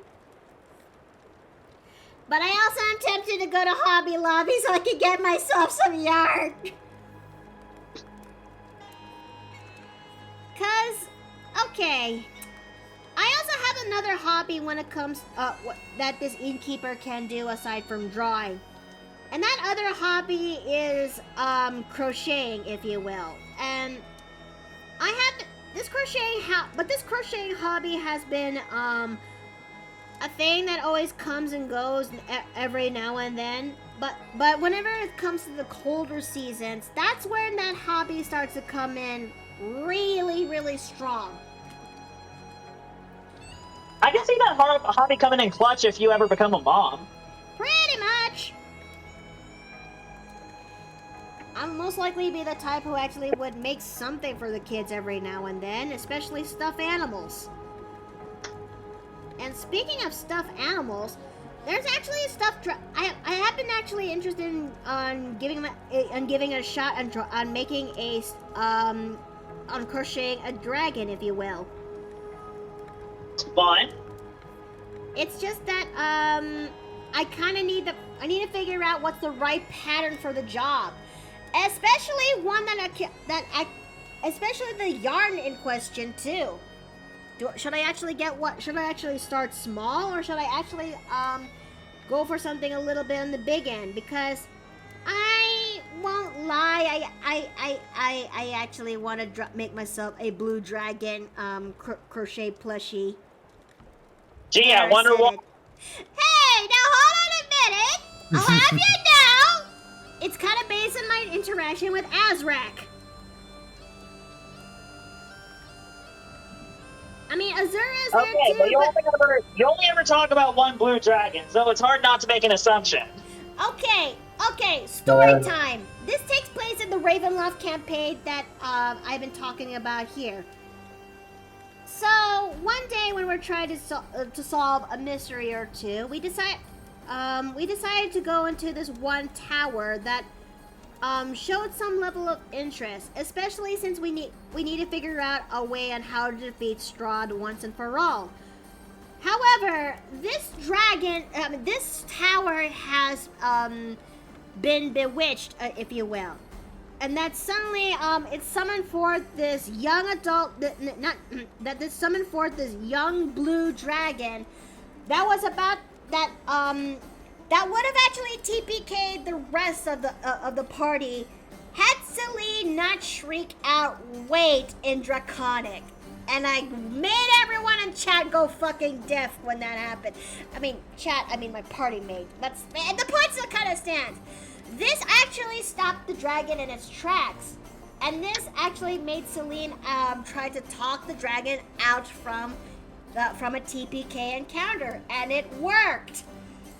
Holy Moses! The one time I gave a character Draconic and it came in useful. Like more than useful, that just came in clutch. I know, right? So yeah, we actually got ourselves a dragon ally after that, and I decided to call and I had the honorary to to name the dragon, and I named him Azrak, which is also a name that also means blue, but I don't know which language. I forgot at this point. I mean, Rad was actually even impressed too that he also made a joke about that. That I'm some sort of a dragon tamer, if you will. Huh, that's kind of fun. Yeah. Okay, Ismark, you actually look pretty good, but what time is it right now? 4:10? It's only 4:10? I thought we're at 5! What? We gained an hour, remember? Huh. I was so, holy Mother Teresa, I was so used to having finished my inks at almost 5 that when I go for a 10-minute break. Do you now see why the rest of the world thinks this whole daylight savings thing is a bit silly? Huh. Well, blame it on Benjamin Franklin. He's the one who invented it. Well, technically the farmers envisioned it. Yeah, the farmers needed it because they needed to get up earlier for the animals. And also the other rest of the harvest. Yep. I mean, I can certainly understand the concept and why it's useful, but at the same time, we only ever found it useful because our climate's quite temperate, so we don't get cold winters and like very early sundowns in winter. So as soon as daylight savings was abandoned at the end of the as soon as World War II ended in South Africa, the daylight savings was just dropped immediately. There wasn't any real reason to keep it around. Hawaii also doesn't have daylight savings. Neither does Arizona, but they don't have farms, so. Oh right, I forgot. You're a federal state nation, which means that you can have states with separate laws. Yeah. Where South Africa's a union. It'd be nice if America was a union, but we're a little too big for that. I mean, I'm pretty sure South Africa is not all that dissimilar in size, if I'm not mistaken. Well, I mean, you mentioned okay, I have a question. Is South Africa like part of the greater continent? Does the greater continent of Africa have like a central government, or is it like divided amongst different states? I'm going to try and answer this question as politely as possible. Oh. The African continent is made up of many different nation states. Right. Most of them coming into independence between the 1950s and 60s after the end of World War II from the colonial powers, who basically forced themselves on the region during what's known as the Scramble for Africa. Because a gentleman, the King of Belgium, decided, I want this area of Africa as a colony for myself. Belgian people, you mean as a colony for Belgium? Prince, I forget what his name is. No. For me, personally, it is my personal colony. So then every major European power turned around and was like, well, this is going to immediately turn into a war between us if we don't sort this out. So they sat down, had a major, I don't know what it's called, convention, something or other. Either way, they basically sat down at a table and divvied up Europe between themselves so that they wouldn't all go to war over it. And that became known as the Scramble for Africa. And as a result of all those lines which were drawn up, after the end of World War II, when various African nations who realized that they had been given the right to fight but not the right to vote, started working towards independence. And so during the 50s and 60s, that wave of independence started spreading. Anyway, South Africa is something of an exception to that because it was a colonial nation. South Africa gained its independence all the way back in 1910 after the culmination of the Second Anglo-Boer War. But South Africa is basically a nation sitting on the southernmost tip of the African continent, around what used to be known as the Cape of Storms, and today it's more commonly known as the Cape of Good Hope, because advertising people to come down there doesn't work too well if you call it the Cape of Storms. Huh. I didn't know that was a thing. Yeah. Oh, One other thing, so I'll South admit this is Africa... news to me. Yeah, so South Africa is one of many nations in the southern African region. So there's South Africa, Lesotho, which is it is surrounded entirely by South Africa as an independent nation within the Drakensberg mountain range. There's also Swaziland, present-day Namibia, which used to be called Southwest Africa, which was originally a German colony, then became a British colony under South Africa, then became an occupied area under the South African government, and then gained independence in the 1990s, becoming the independent state of Namibia. Huh. Then you also have other places like Zimbabwe, for example. I see. Which was formerly known as Southern Rhodesia, which had its own colonial government, which ended up in a pretty vicious civil war of independence, eventually leading to the creation of the state of Zimbabwe. I see. Well, I think it is one of those cases of now you know. But Yeah. Africa is home didn't to realize many that- diverse nations and kingdoms for that matter. I was gonna say, I didn't realize that my question was such a loaded one. Yeah, so I basically didn't want to be rude because there was very much the stereotype of the American who doesn't know international history / politics, and I didn't want to be somebody who fed into that. You know what? I will say, like, as far as history outside the Americas go, I'm only really familiar with Europe, so there is so much history that I would love to learn. It's not that it's yes, I am ignorant, but at the same time, I'm curious. I want to learn. Yeah, I think fundamentally history has unfortunately been taught from a very Eurocentric point of view. Mm-hmm. Yep. Unfortunately, so little history is told by the history, victors, actually. right? History is told by the victors. History Yes. is filled with liars. I mean, when it comes, I mean, there's a fight. I mean, I will say this though. I think I really need to touch up more when it comes to my own history. When it comes to my own history, especially Filipino history.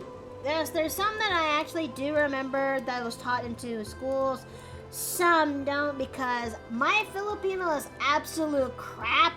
I'm gonna be a little bit more honest, but I do remember some bits and pieces when it comes to my Filipino history, especially how Philippines try to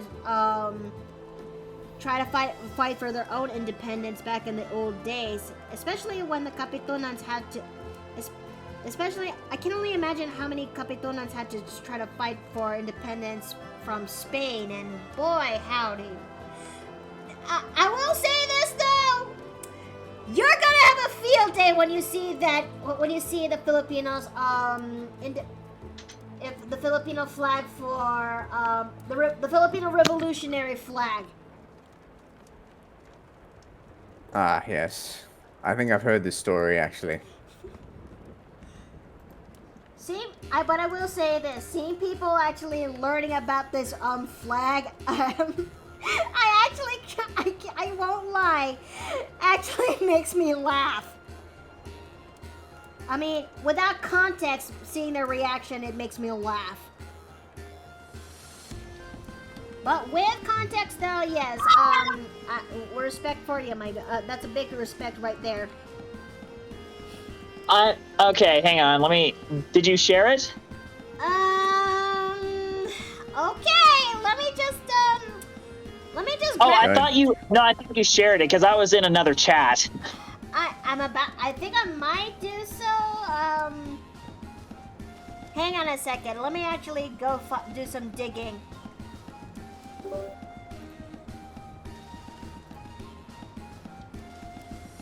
Okay, it's this one right there. Okay. I may have to do some digging. Yep, there it is. There it is. The evolution of the Filipino flag, which is based from... Okay. I'm putting this in open chat. Okay.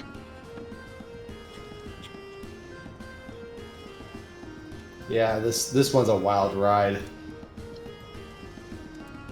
Yeah, I'm starting to see why they changed that. Look, I will say this. I'd rather take that over the other name, okay? Oh. Yeah. Oh. This is the evolution of the Filipino flag. It starts off with that, and then it became it's very well known for its all dual meaning flag names. Right. It's just that the associations. Oh, man. It means a whole lot different compared to the one the one that's made by those guys, okay? Wacky. Yep. Hey, everybody. Google Filipino Revolution flag. No. Chad is not ready! Chad is not ready! I'm sorry. That was bad. I mean, if you're curious for a learning Historical standpoint, you can look it up. I mean, we are talking about when it comes to history. Might as well share a peace of mind. Oh no, it is fascinating. Like once you get past that shock of the unfortunate circumstance. Yeah, and I'm actually reading and I'm actually glad that somebody is out there who actually looked this up, but does come out with it with a level of appreciation. But I will say this: I'd rather take the Kapitunans flags rather than the ones that I'd rather take. I can't really say this in Twitch. I can't. I literally can't. But I think the best way to say this, I would rather take the ones that is from my nation rather than the ones that are run by those guys. Does that make more sense?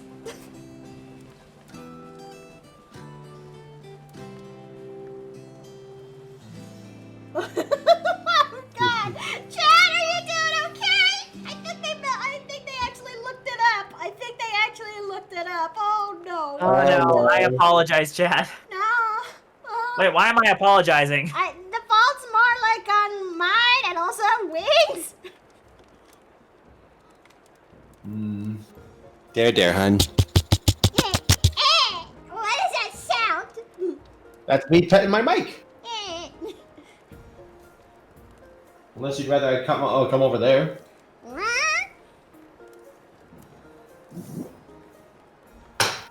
Let's scale up some of the line work when it comes to this.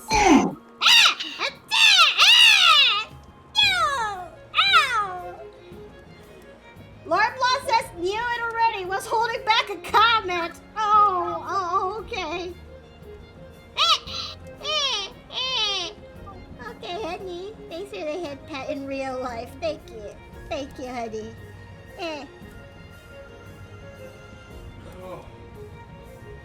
You good, hon?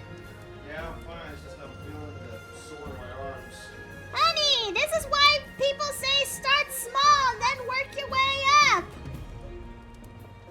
It's a good sore though. I haven't felt something like. I felt like I actually exerted effort for the first time in years. You know what? Fair. Let's see. My college friend was Filipino. Oh, okay. Actually, funny enough, one of my high school friends was Filipino too. Hey. Yeah, he was something of a wild man type of person. He was the type that would hunt, that would actually like go after wild rabbits and cook them. Speaking of Filipino culture, part of me really is tempted to actually draw out Filipino folklore monsters and creatures, but as D&D races. I got a question for you, hon. I'm like what Jay said. Oh, yeah? Is there a hunting, like actual hunting in the Philippines? Hunting in the Philippines. I'm not actually sure, but I think so. Why? Yeah, like my pal Paul, my friend Paul, he used to go on about how he'd hunt rabbits and eat guinea pigs. Oh! Yeah, according to Jay, he said his friend would actually go hunting for rabbits and guinea pigs. Yeah, that makes sense. Oh. In the Philippines, things can sometimes be rough, so sometimes you gotta do what you need to survive. This is true. Oh God, speaking of guinea pigs. Yeah, he's actually living in Arizona right now, and he's going after the wild pigs that are living there. Wait, guinea pigs or wild hogs? Well, like wild hogs. I forget what they're actually called there in Arizona, but yeah, that's what he's doing. Honey, why are you looking like that? Oh dear. Okay. Honey, have you ever had fresh ore? You know what? Fair I've eaten enough. I've eaten buffalo before. You've eaten That's not buffalo before? Honey, you I eat mean, buffalo. Oh. You should try blue wildebeest biltong. That is absolutely incredible. Buffalo is okay, depending on what you use it for, really, for buffalo. I can't say one of the weirdest things, well, two of the weirdest things I've eaten are alligator and rattlesnake. I've eaten crickets before. Well, you beat me. Okay, so managed to thicken up some areas in the line work. Now for the hard part. Hi, Reese. What's the baby girl doing? She just. Oh yeah. Oh yeah, I've also eaten fermented beans before. As long as they weren't on a pizza. No, not on pizza, although I did have them with mustard. I'm sorry, Jay. What does mustard have to do with pizza? No, I had the fermented beans with mustard. Yeah, I get that. I was just like, what? Has nothing to do with the pizza. You're the one who brought up pizza. Yes, as a joke. I had oh yeah, I've heard like good things about ostrich. Ostrich egg is really stupidly dense. You've had it before? Much like the bird. I mean, no, I haven't had it before, but I've seen people trying their hand on trying to crack that thing open. That is not an easy thing to do. I can imagine. In fact, the bush tribes in Namibia and the northern parts of South Africa actually use ostrich eggs as improvised canteens, essentially, because you can empty out their contents, fill them with water, and you essentially have a functioning canteen. Wait, really? Yeah. I mean, honey, do you forget how big an ostrich egg can be? Yeah, I mean, I think I remember seeing somebody tried turning its yolk into a pasta. Oh my You have to remember, goodness. these tribes essentially have a hunter-gatherer lifestyle. So for them, it's just how they gather water, essentially. Because especially out on the African savannah, it's a rare resource at the best of times. Mm-hmm. Man, imagine using an ostrich egg to make a really big omelet. Oh man, that could actually fill you up for a few days. You know, it's funny I bring that up because I remember seeing a comic dub where this warlock gets like a worm egg, and it's like, and the guy who got it for him is all like, oh, you're not the only one who's tried to tame these things, and he's just like, listen, I just wanted a really big omelet. I made an oopsie. You made an oopsie? Yep. I forgot that this hilt also grabbed the dagger right here. Well done. Hey, I'm working on it. I'm fixing it. We got a goober. No, I'm not. I'm not down. No. It's okay, Miki. We lesbian you anyway. I mean, love. We love you anyway. Hold up. You know what? I'm sorry. Actually, I broke out the L word, and not the other L word. You know what? Thank you. I lesbian you too, Miki. It's all good. Hold on, what? Yeah, I'm just as confused. Don't worry about it. Okay. Alright. The streets will get it. Don't worry. Like Justin Team Puffball. Puffball got it. The streets understood. Someone clip that, please. I need to edit that later.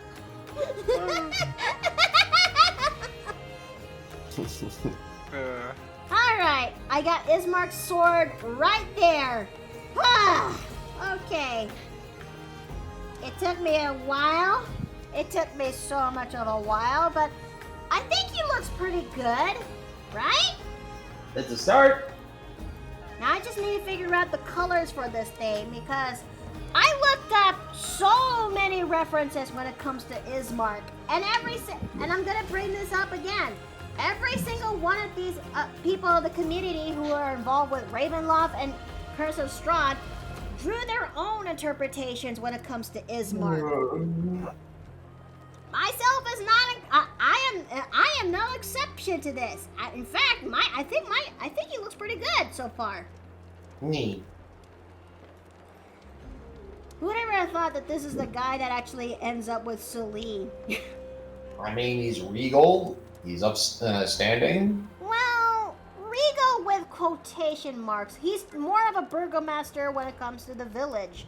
And then he's now leaving that one behind just so he can actually join with the rest of the party alongside with Celine.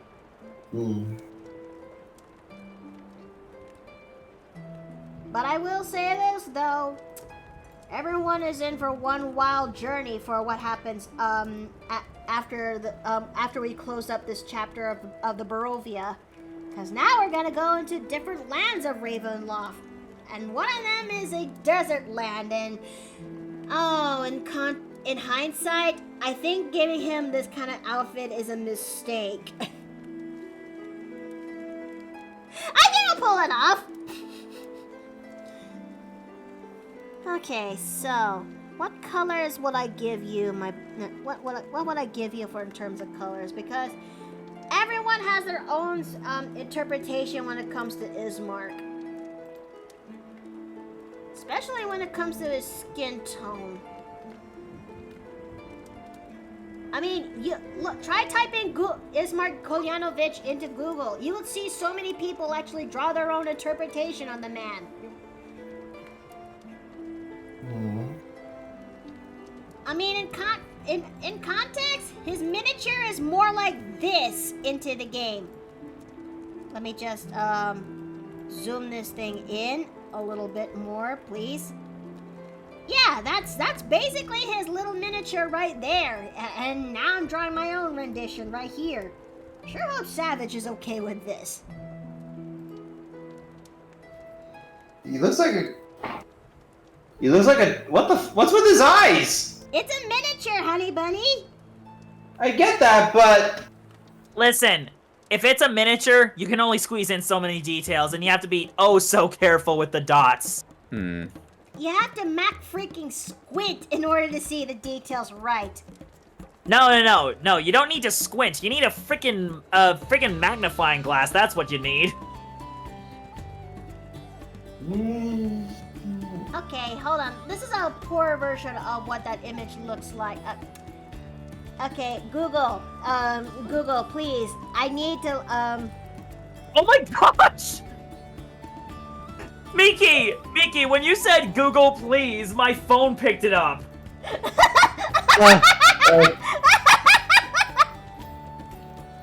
Google, please, show me a high-def resolution of Ismark's miniature. Yeah, that's what it looks like. Although, the contrast between these two miniatures is... Oh, wow. What's that in his hand? I think that's supposed to be a goblet. Yeah, I see it now. Okay. Yeah, that's a goblet. Yeah, that's a goblet. I mean... Oh, Ismark. Who hurt you, Ismark? Who hurt you? Okay, question. Actually, has anyone ever taken the idea of a goblet and put it on a goblin? A goblet's goblin? I don't think so. Because, like, it's right there in the word. I mean, if you want to make a D&D character that's basically that, you're free to actually do so. You know what? I call that. I'm gonna do that. I think I'm gonna give Ismark a bit of a stubble or something.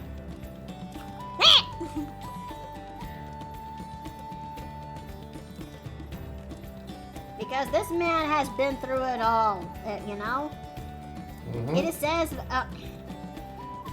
Okay. I got a frog in my throat. Okay. So, yeah, we're gonna try our best to make our spin with Ismark a little bit better than the original, because now that he's finally free from Barovia and he can travel wherever he pleases, he's gonna follow alongside with Celine and the party to wherever the party are going to. Although Celine is much worried about one thing when it comes to the party when they're traveling. And that's meetings, and that's the idea of Celine meeting her family again. Ravenloft is old and was shown in the 1983 module once. Good lord. It really is one of those predecessors of the older modules where it looks at these newer release modules and will be like, "Get off my lawn, you little pricks!" That is basically Ravenloft and Curse of Strahd, is it? Mm-hmm. As it's basically 40 years old at this point. If you count his previous reincarnations, he's much older than that. I meant the Curse of Strahd module, because that thing is released back in the 1980s. We're talking about a book that is like 80-ish years old.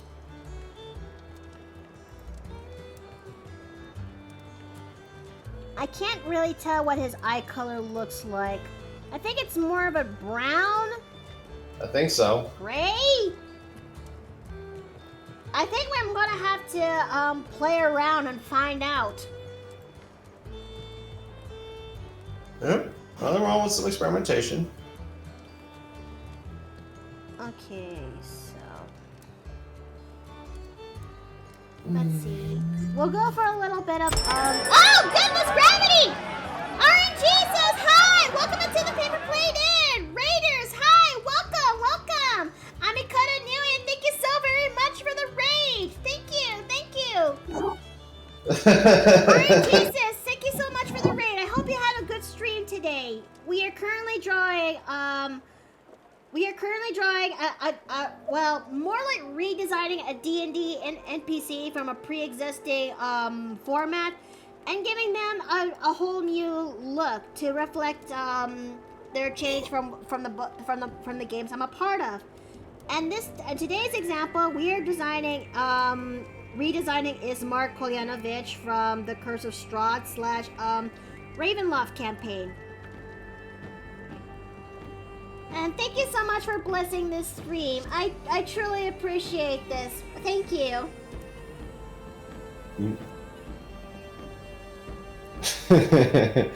Blessings be upon ye, for this stream has been blessed.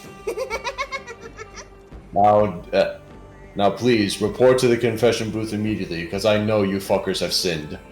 Let's see, wait a minute. Wait, what did Jackson Dragon says? Actually, forget the Tianak idea. Just do the Tikbalang. That's better mythos to see in D&D. Oh, yeah! You know, playing as a Tikbalang in D&D is not a bad idea. But so is a Capri.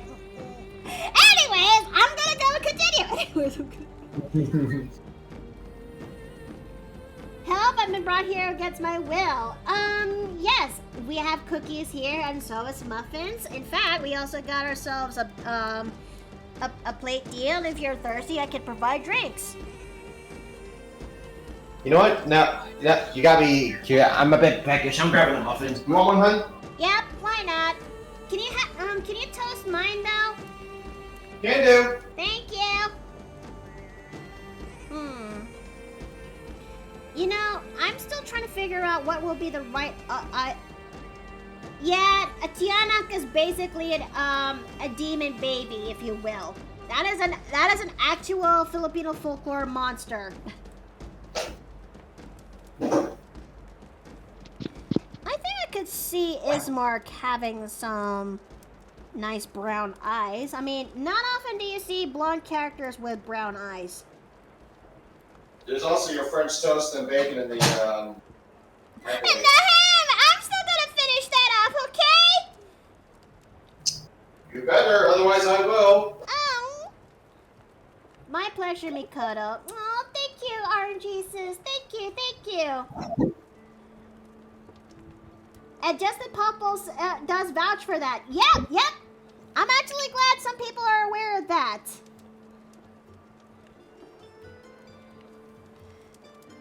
Okay, so I think I'll give him a little bit more warmer brown for his eye color.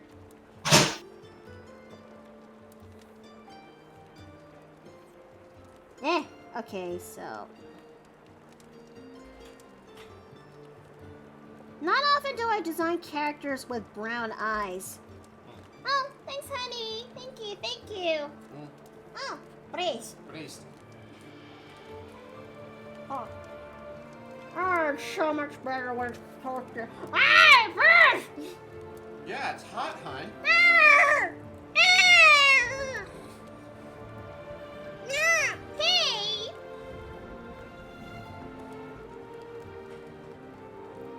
Okay, so...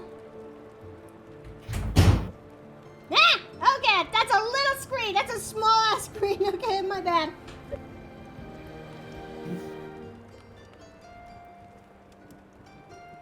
I think after this, we'll take ourselves a little bit of a break. Does that actually sound really nice for you, everybody? Mm-hmm. This is our first time taking a break while we're in the middle, when we're just about to do some coloring, if you will. Who knows? Maybe we can actually finish up this art piece before we call it a day.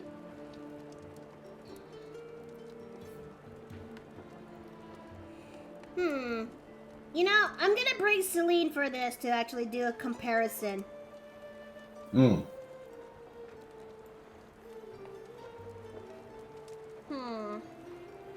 Wow, this contrast between these two is night and day, and what the fuck?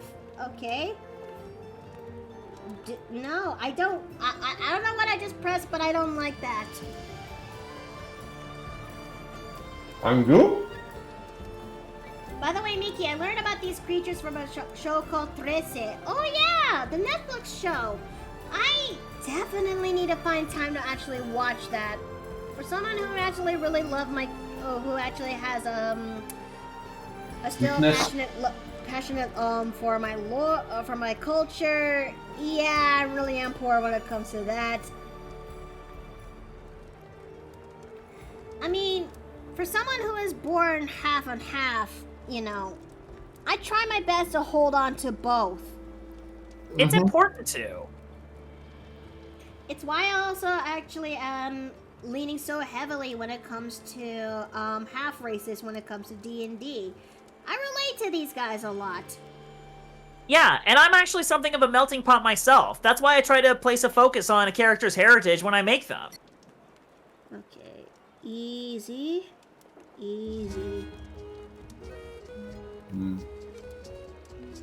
Yeah. I'm mostly German. And there's nothing wrong with that. Yeah, hang on. Let me see if I can find. Hello? What? I'm sorry. The tone of voice Jay said that in was funny to me. I'm sorry. You know. Oh, fair sorry. enough. Now you're No. I'm not saying that as like a negative. I was just amused. Okay. It's not a negative thing. Okay. Don't worry. Don't worry. I'm sure they.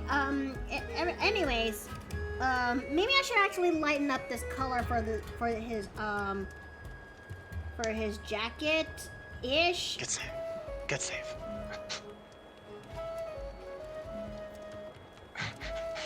Yeah. I think I'm gonna give this guy. How's everyone been today, anyway? I'm all right. Trying my best to take care of this, but other than that, I am just looking forward for tomorrow's Thanksgiving, but most of all for Black Friday. Let's see. Now then, how am I gonna tackle this next part? I could see him with a red scarf, just like how he has this red shirt. Could do that, or you could make it an adjacent color so that way it just absolutely pops in comparison. Oh, what do you got in mind? I don't know. I don't know color wheels. Oh, no. Well, okay. Cause let's bring up Celine for an example. Like, wow. Maybe I could just give him something more of a brown colored. But let's actually stick with what we can actually pull off.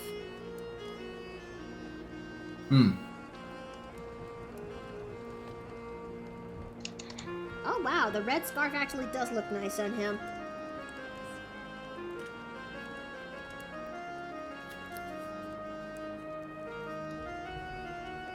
Okay, so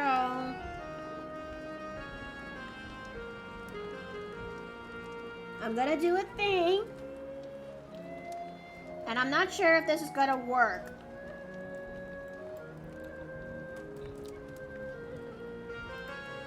Okay, where is it?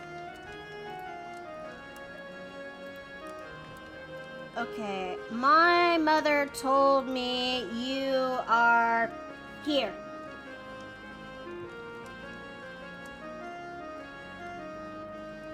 Wow, that is not okay. When they say bigger is better, this does not work with this brush. No, hang on. I'm just pulling the open shot, yeah?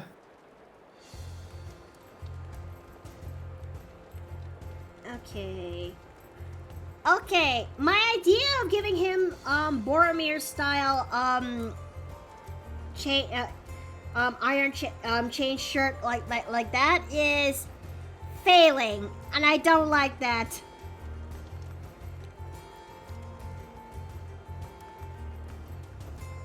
Okay, okay, Mickey, don't panic. You're doing fine. You're doing fine. Anyway, you're doing fine. Don't panic. And then do I gotta come over there and comfort? No, I am the golden. I am the fine. I am the perfectly a-okay. I am the hunky dory dandy. I am trying my best not to actually lose my what? Another raid? Shane! Hello. Hey! Hey, Dad! How's it going, bud? Shadow! Welcome to Shadow Raiders! Welcome to the Paper Plane Inn! I'm in Cutanuli, and we're currently trying to redesign a character from a pre-existing D&D module, and we're failing. I think I'm failing a little bit because my idea for giving him Boromir style chain shirt is not working. So let's see. Maybe you can make it in the shirt instead of the sleeves. Maybe you can make it more visible in the shirt. You think so? Maybe. I mean, you tried that little triangle there. Yeah, I went and posted something in the TV chat that just explains everything, as I am very much a hodgepodge. Ah! Okay! Oh, goodness, gravity! Okay, hold on! I just realized something! Okay, What's that?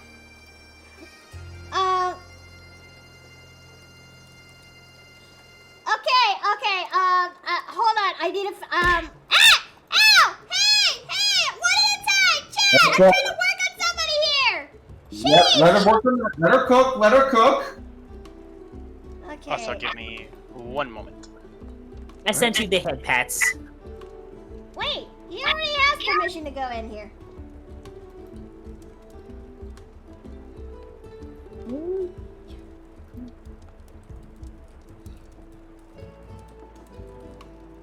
Yeah.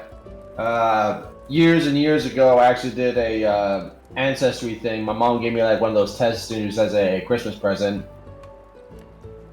I went ahead and went through with it, and that's the results. Oh? Yep, it's TV chat too.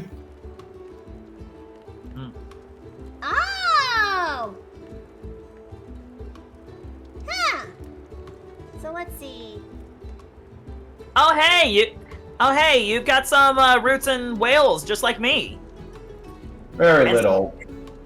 Also Scotland and Ireland, and Sweden and Denmark. I am a white boy. Understandable. Yep. I wonder if I should look- actually try something like this for me. Because I remember yeah. my mom said something along the lines that I have ancestry with, oh, you gotta be kidding! Ask if she shall appear! Sorry guys, I'm going into intermission. My mom's calling! Okay. I'll be right back! Alrighty. Alrighty.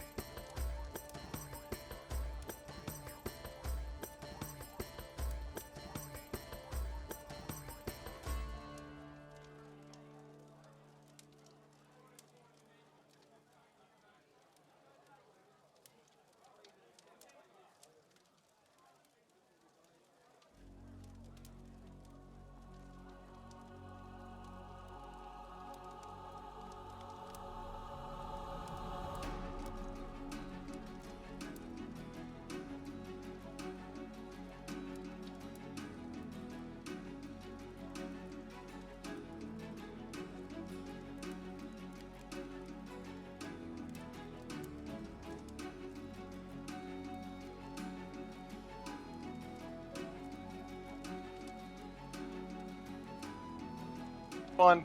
I broke out the L word. Okay, I'm back. I'm back. And not the... And by the L word, I mean the L word, not the other L word, which is just lesbians. Yeah, again, I'm sad that I wasn't there because I'm just probably the only one who would have gotten that joke. Yeah, no, Justin T. Puffball got it in chat, though. Yeah. I was like, don't worry, the streets will understand it. And then the streets understood it. Okay. I am the streets. It's okay, Fu.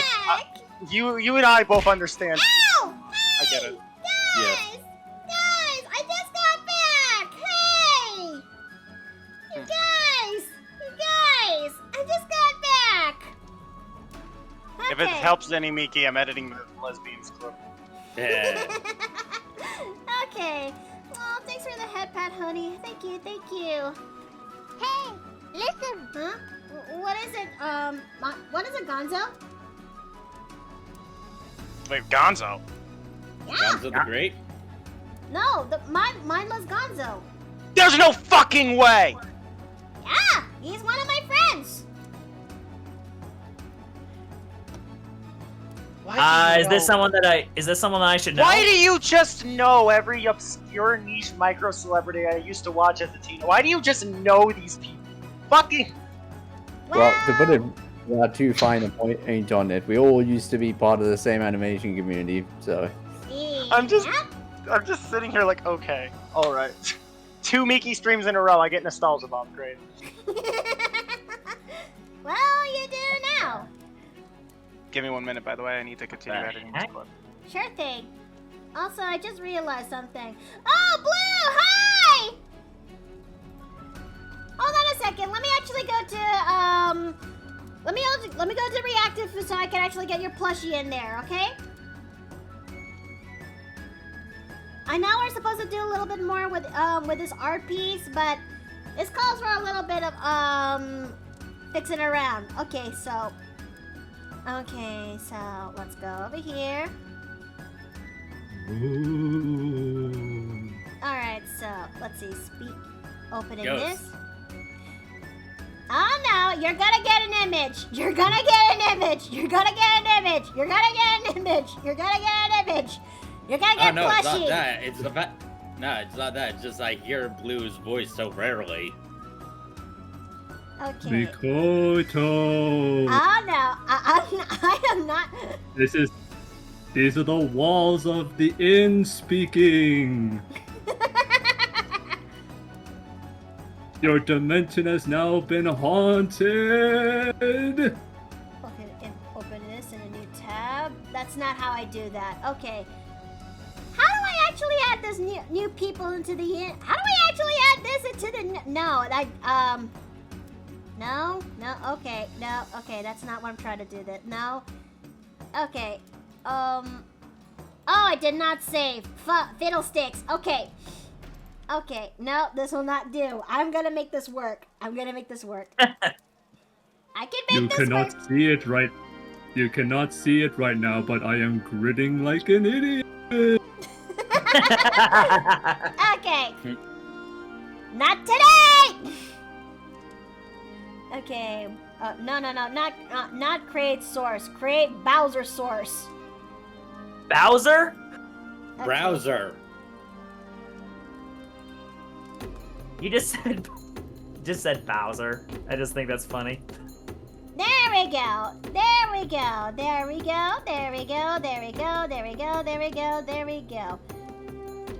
And I'm gonna smoosh. Not that level of smoosh. And I'll put you right over here.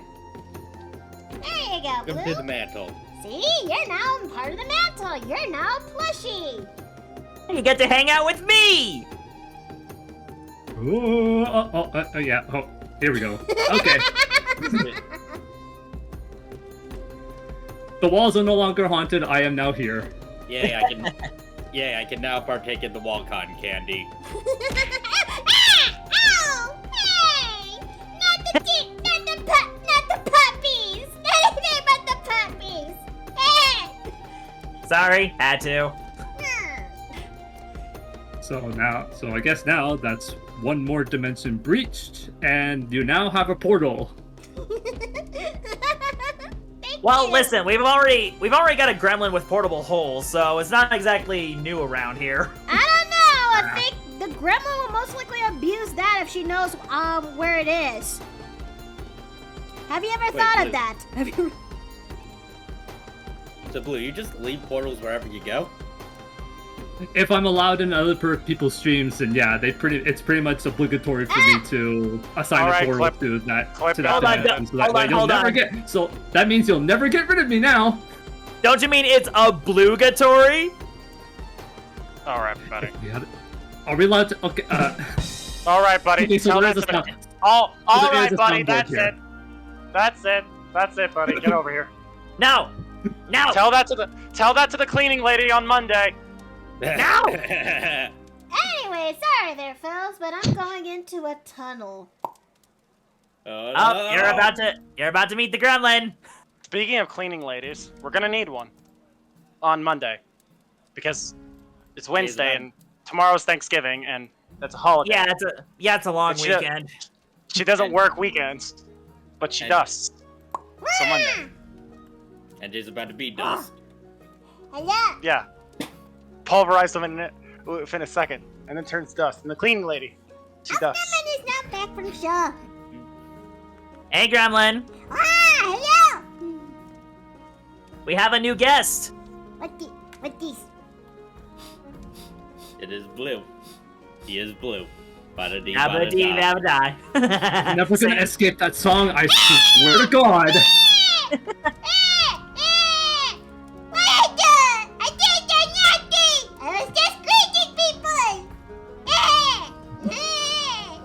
If I can escape people making comments about my hands, you can escape this. I mean, it's okay, Blue. I know what it feels like to never be able to escape people making a reference to the same singular song about you and that fun first meeting you. I mean, I should know. Yes, Blue. Yeah.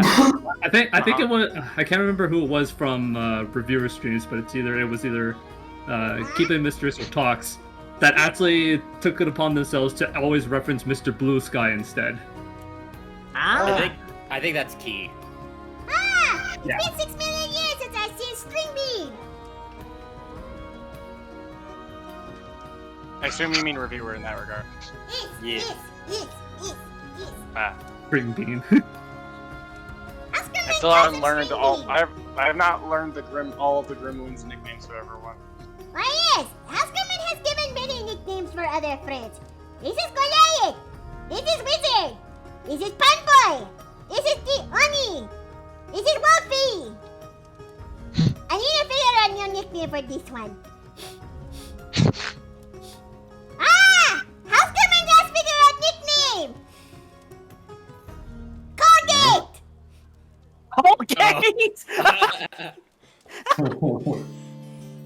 Excuse me, little one, but I am not made of toothpaste. Then how come you smell nice? Now it's too late. You are Colgate now. Oh boy. You forget. You may not be made of Colgate, but she doesn't care. Now all I'm gonna be is reminded of that one My Little Pony character that was nothing more than a background element. That ended You up mean being 90% of the fan? I would say you mean 90% of the fandom's favorite characters? Yeah. Essentially. That fandom was really big on taking characters who appeared in the background and then giving them entire fleshed out personalities. Yeah, it was kind of like I will give the Brony fandom one thing. They were surprisingly good at that. Yeah, no, it was kind of interesting, and I mean it's part of the reason we ended up with like half of the fandom's beloved characters like Derpy or Time Turner or. I mean, think of it this way: the fact that they made the 100th episode of Friendship is Magic dedicated to the background characters was like a testament to showing how big it was. Yeah, that episode was literally just fandom pandering for like 30 minutes. Yeah. Pretty much. Chad is actually presenting me Emmys.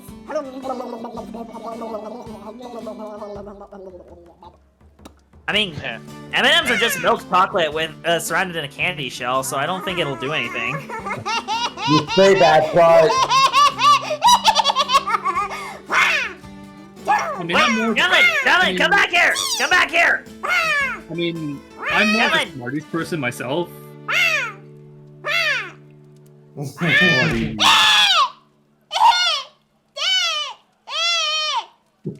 All over the place.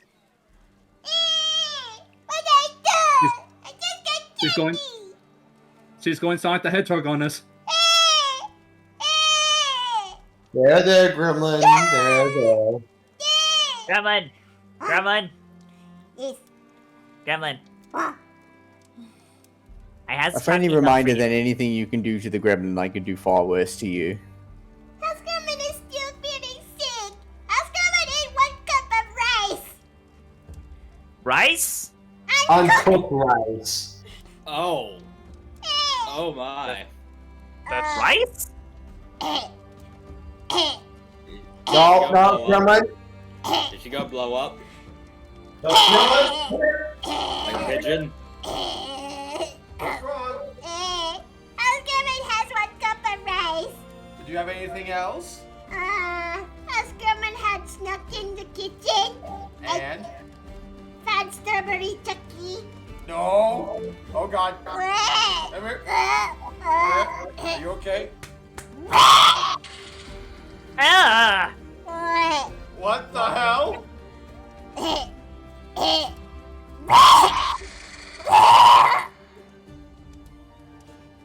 What the hell? I'll go get a mop. Wow, that was actually diamond shrapnel! You got any more? Didn't you? Yeah. Let's see if we can pay off some student debt.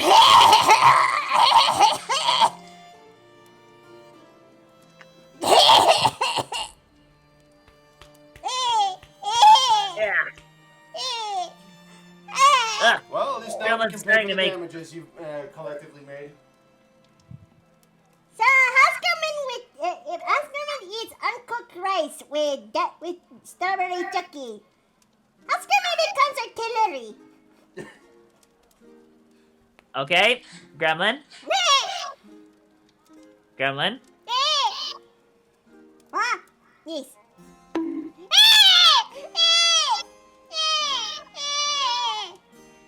That's for not being careful. Hey, she paid. It's awesome. Paid us some money, Jay.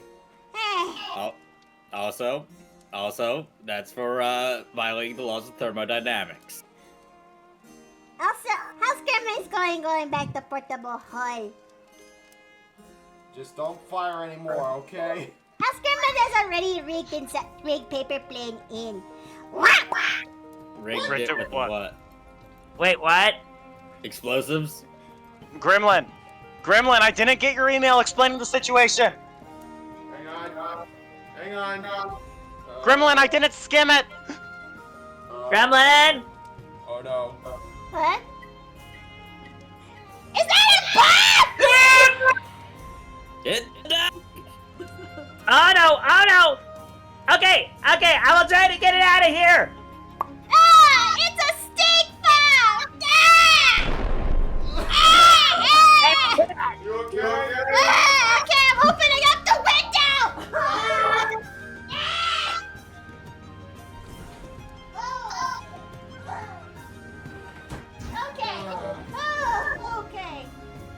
Okay.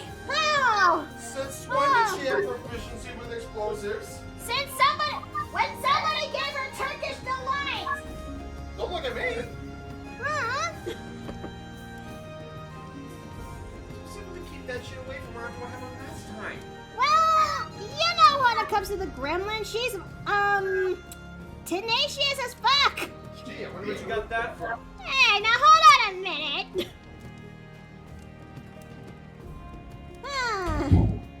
So I'm willing to assume after all of that, we're pretty much establishing that the gremlin is very much unhinged. Yeah, pretty much. Unhinged? Captain dude. Yeah, I'll watch that now. Unhinged is pretty much... For anyone who missed it, I edited the clip from Miki's from earlier. Okay. Where is this? Yeah, I put it in open chat. It's okay. Okay, It's let's okay, take a look. Miki. We lesbian you anyway. I mean, love. We love you anyway. Roll up. I'm sorry. I broke up the alien. Step up your game, Scott.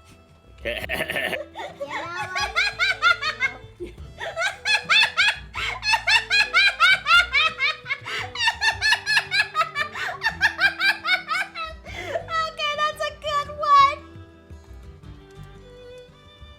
one. So yeah, Unhinged is pretty much scratching the surface, Blue. You just basically saw what happens to the house gremlin in person. Thoughts, questions, death threats? I have a few death threats. Because, apologies, but all I could really get from that was a bowl of rice, up-chucking diamond shrapnel, and a stink bomb. Yep, well, I think she broke into the kitchen so she can have strawberry chocolate so she can actually counteract the tummy ache from eating raw rice. Apparently turned her into a damn machine gun?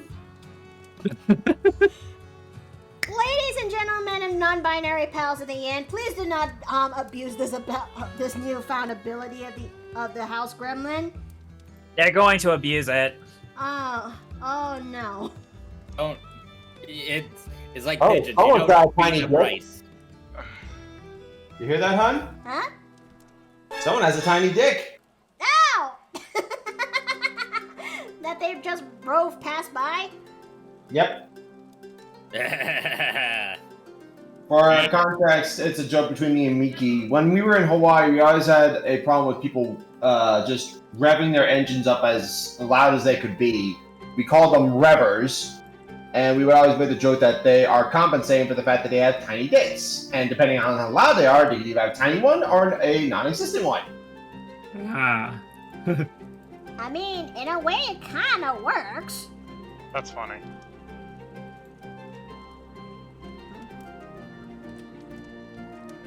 It's like the whole steroids thing. Pretty much. It's more so overcompensating. Yeah. That's Right.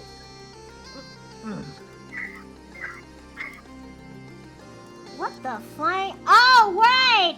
I was not using the right bucket. I was using the pixel bucket.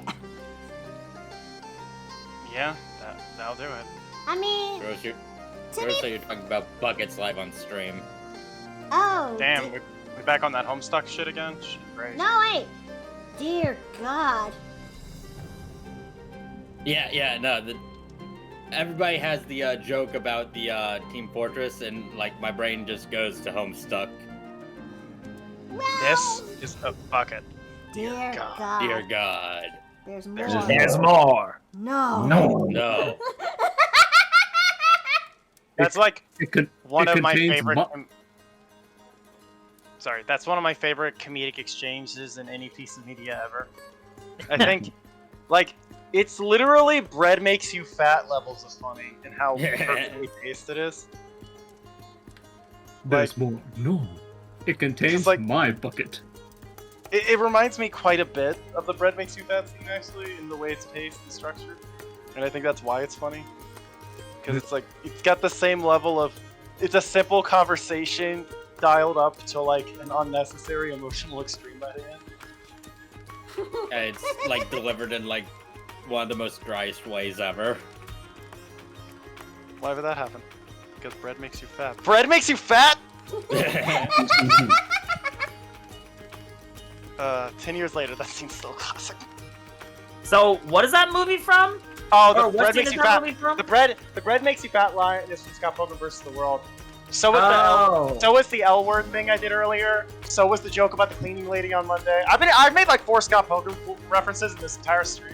And I'm the only one who got any of them because it's You have one of to- my favorite movies. You have to forgive me. The 10-year-old hyperfixation has nestled itself out of my brain and is attacking me at the You throat know, again. it's okay. We all have hyperfixations when it comes to certain I- dick. I know, but this one's coming back from my youth. It's returned.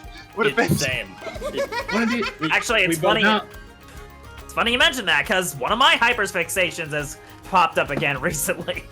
Oh, which one's that? Hey. Well, I'm kicking this bucket. It was a fun raid. Happy day. Goodbye. Okay, RTDT fan. You take care now. Thanks for coming. Which one is that, Jack? I don't know if you're familiar with Terrain of Magical Expertise. I am.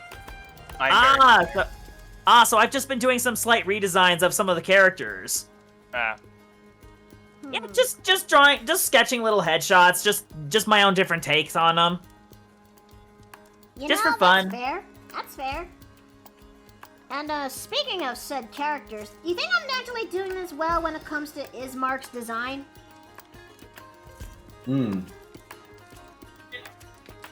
Okay. I think so. Dark gray does not suit him. Ismark, my boy, you need something lighter. Yeah, that'll do. Alright.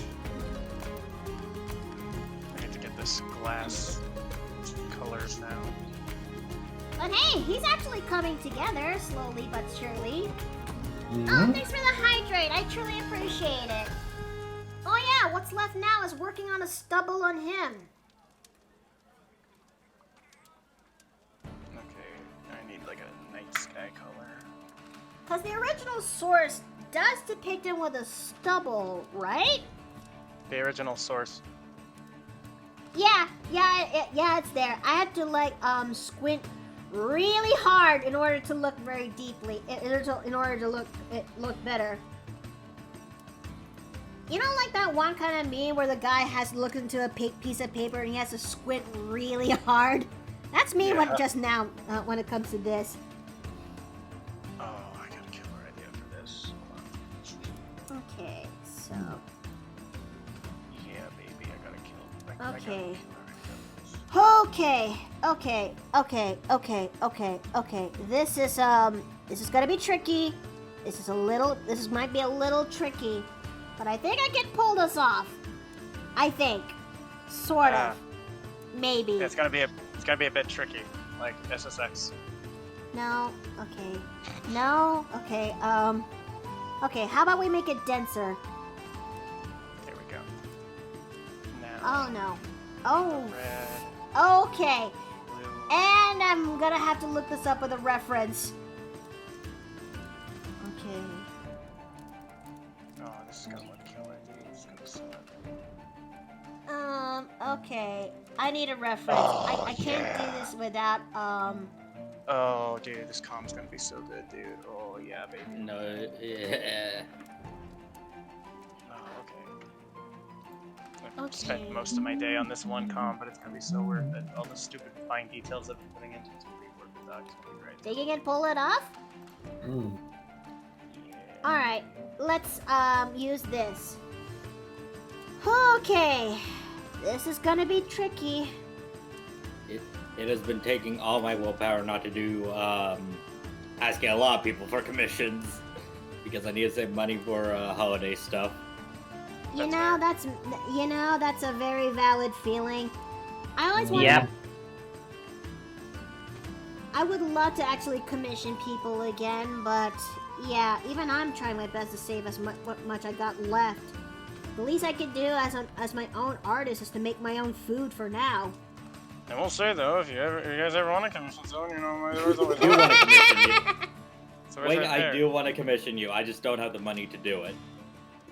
It's great. Yeah, honestly, it's the same for me. Damn, y'all crazy. Damn, y'all crazy. Like, affectionate, y'all crazy. Obviously. Okay. Let's I try. wish I could get back to doing commissions. Still Yeah, I'm have to waiting. figure- I'm waiting for you to still need finally to- get used to your drawing program again. Yeah. I still need to figure out both the prices that I'm going to be deciding upon, as well as getting more confident with Krita. Yeah, that's what I'm waiting on. Since for those of you who don't know, I actually had to do a big computer transition over from a Mac to a Windows, like a all-powerful Windows one. But unfortunately, since I was using a Mac, all of my Adobe stuff that I was using for the past decade couldn't make the transition because of different versions. So now, I'm pretty much having to get used to a new art software with a completely new interface, sorta kinda, and doing some pieces on it as a means of practicing before I start having people pay me for stuff. Alright. Gonna save and then send that image over to the buyer. Let's see. Question for everyone. When was the last time you saw a movie that made you cry happy tears? Oh, I actually do have an answer for that one. I actually rewatched The Iron Giant with some of my friends this weekend. Oh! Yeah, very fond memories of that movie, and now that I completely understood everything that was going on, you know, it's just like, oh man, it really hit me. Aww. It's one of those situations where you appreciate it more as an adult. Exactly. Yeah. Right on. I guess some things that flew over our head as children hits harder when it hits harder and much more clear when you're an adult, innit? Mm-hmm. I think in terms of like first time viewing. I'm trying to rack my head on what movie actually fills in that criteria, but it's not coming to me clearly. So I'm passing the torch to others, to my other peeps. Yeah, I'm just Your fellow compatriots. Yeesh. trying to scan for the answer in my head. Because I know I have one. I just look through it. Do you think this stubble looks good on him, or am I, I don't think you put enough texture on the stubble is the thing. Like you see in the reference that you pulled up, it's more faded as you get to certain parts. Okay. Yeah. Okay. So the way I see it, you could probably airbrush over certain aspects. Hold on. So what the? Okay, I turned that off, so I kind of panicked over nothing. Okay. Airbrush how? So. Like, do you know where the airbrush tool is? There's one in Clip Studio. Let's see. This one? Well, I can't see your whole canvas, so... Oh, it's the one that looks like a spray bottle. Yeah, that one. I think since everything is now stable, I think I should be safe enough to screen share it in person. Okay, that's good. Okay. Okay, let's take a look. It's been a long time since I actually watched any kind of movie. See, I'm trying to think of an answer because I've had a few recent examples like that from first time viewings. Like I know one great example is the movie Everything Everywhere All at Once. I still need to watch that. Me too. I really want to watch that. I've never heard of that. I know Blue Beetle made me feel that way personally, but that's because Blue Beetle was genuinely heartfelt and felt like a breath of fresh air compared to its contemporaries within its genre. I'll have to give Blue Beetle a look then. I recommend it to so many people because genuinely it was good. It was like it was the first time in a while that a film like it really felt the way it it's. I don't want to sound pretentious, but I'm going to, so I'm just not going to try and avoid it. It genuinely felt like heartfelt in a lot of places, and I do think that it should be the new gold standard of movies of its kind, and I think that it definitely should have done better in theaters than just making back its budget. Like that shit should have been gangbusters. But you know, if I've learned anything from from the films of my youth, the best movies tend to do better on home media releases anyway. Yeah, unfortunately. Isn't that right, Roto Eldorado? Yep. Isn't that right, Iron Giant? Yeah. Damn, Iron Giant's like that too? Shit.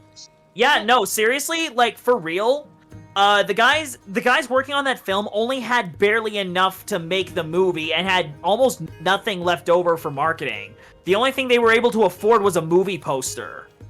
What? That really? Crazy. Yeah, they blew most of the budget on animating the giant himself. You know, sometimes sometimes you just gotta put your priorities in step to make cinema.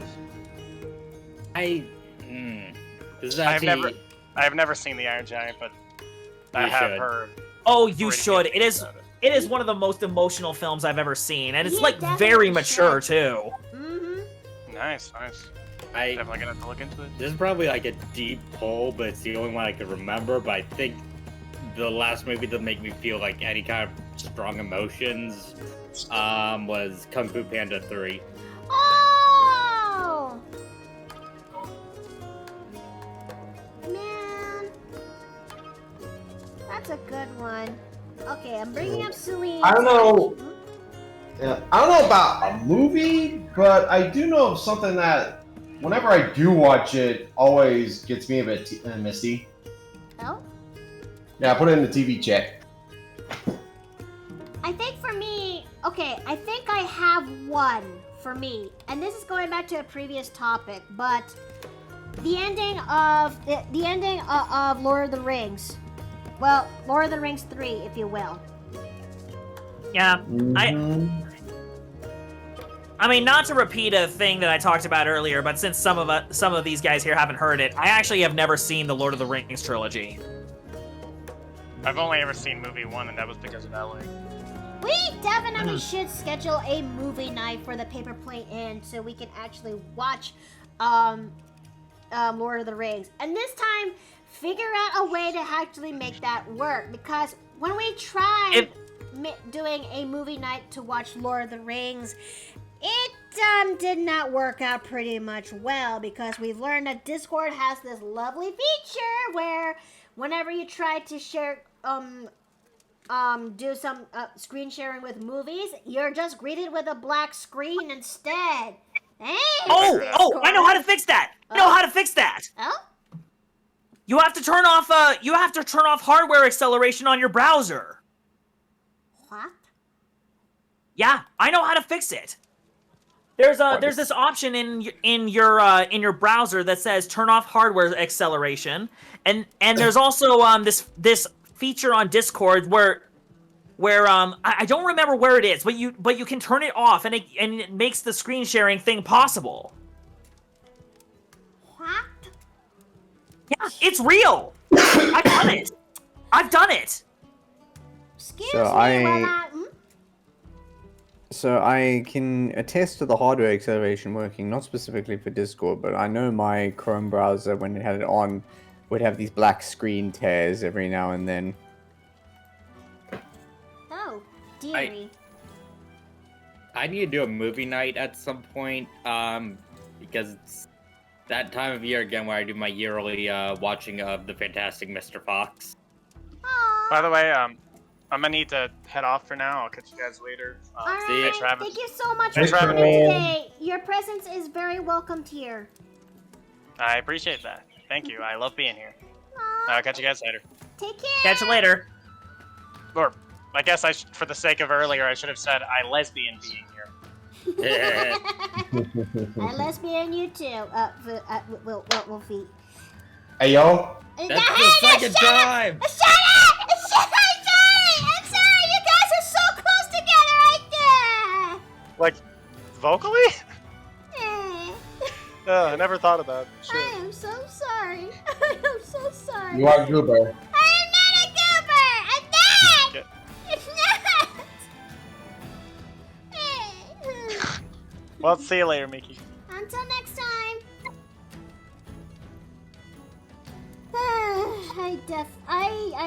I definitely need to get my namings in order, for fix's sake. I did that mistake before when it comes to Jay. I don't want to do that again. This is the second time you've confused me and Wang. I'm sorry. Yeah, that's I get it. We function on the same wavelength, but still. You know what? Fair. This is my L, and I'm gonna take that and put that in my forehead. I guess you could say it's foo enough. That doesn't quite work. Nah. No, better one is Foobar. Okay, so we actually did some level of progress when it comes to Ismark's colors, but what do you think? Do you think this actually looks pretty good for his color design? Seems like it. I'm also gonna, and for the sake of comparison, I'm gonna bring up Celine for this. And I know she's pretty much into the other side right then and there, but at this point, they're pretty much, at this point after the Ravenloft campaign, even though it's season 1, they're pretty much together. Yeah.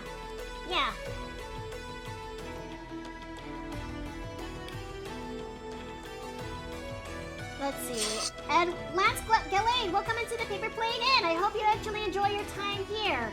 Let's see. I haven't seen too many. Ah! Ow! Hey, Jay! Why? Sorry, couldn't resist. Hey, yeah. Let's see. I haven't seen too many movies, but the most recent one I remember that made me feel is Shawshank Redemption. Oh man, that was one of the many movies that was part of the movie collection my dad brought home. So let's see. I guess we can actually you know what? I'm gonna make his chain shirt a little bit lighter so that way it's easier for you to see. Wait a minute! I just remembered the value test. Yep. Okay. No, not white. Black. Okay, the silhouette is not too bad, but...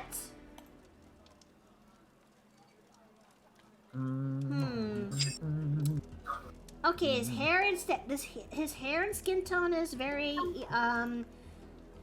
Oh, Cracker Jacks, his shirt. It's muddled. It's the same color as a skin tone, so it actually muddles in. Maybe any way we can fix that? Let's see. I guess I may have to make that shirt a little bit more brighter. If not, just make it start white. Other than that, his shirt and his shirt over here, okay, there is a different shift in colors when it comes to that, so that's one piece of good news. At least the buttons can be easily spotted out from the black, and so is the handlebars right there. So yeah, I think this looks just about right. Sounds good. Now, I know what you guys are saying. Mickey, what is the purpose of this test? Well, the value test actually helps you out when it comes to printing, if you will. Although it may look like you got the colors just right, if you put them in the value test by making a separate layer, turning that black, but set the layer mode into color, you would actually see the stark difference when it comes to the colors in black and white formatting, especially when it comes to black and white formatting in print. Okay, so I'm gonna have to turn that belt brighter because I just took a look into the value test. The gray over here does not stand out. Yeah, dude.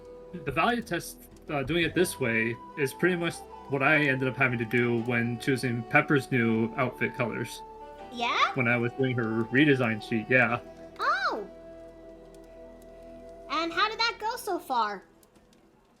Honestly, I think it went pretty well, considering that her sweater ended up going through a color change, so I had to make sure that her tan skin didn't get interlapping with what the new color was going to have it for. That's wonderful. Did I ever show Pepper's 2023 redesign sheet in the end yet? Not here, but I've seen it.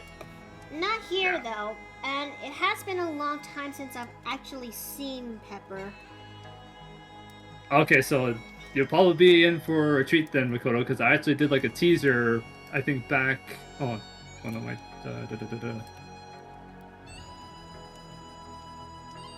In mid-August, I actually posted a teaser of what Pepper's changes were going to be, as well as Pickles. Yeah. I'll just do that to just a little bit of catch up for Makoto in case she hasn't seen it yet. Wow. And so long as it's from you, who is the direct source, I should be okay.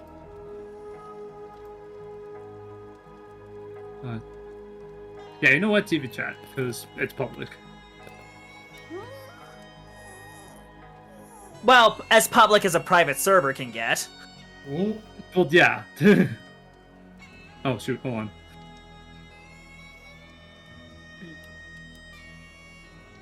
Oh yeah, you're adding in the, okay, let's see. So it's loading, give it some time. Oh! Okay, I won't lie, I actually really do love your lighting style. Yeah, you're really good at working with warm colors. Mm-hmm. Yeah.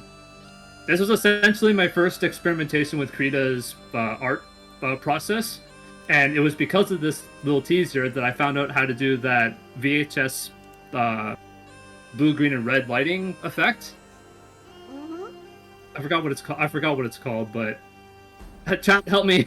Do you know what that sort of style is called when it's not just grainy, but also the line whenever there's line art on something, it makes style? Cartoons look aged. What's that? VHS style? Well, VHS style, yeah, but I think there's an actual term for it.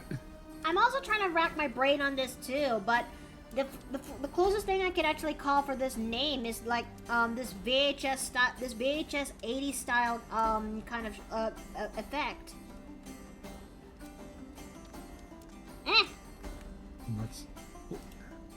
Okay, let's put. Yeah, I definitely need to lighten up Ismark's shirt, if not make it darker, because his skin tone and the shirt really did blend it in together, and ain't nobody got time for that. Okay, that's much better. Now his skin and shirt don't actually meld well together. Okay, I guess we got enough time for us to actually do some level of shading, I guess. Let's find out. Cause it's like 5:45, and I like to end my time around 6 o'clock in my end. Right. I mean, the reason why we're going in for a little bit longer than we should is because our DM Savage is out of town, so we don't have a campaign today as we speak. Sorry. No, you're okay. You're okay. Did you get the frog out of your throat, though?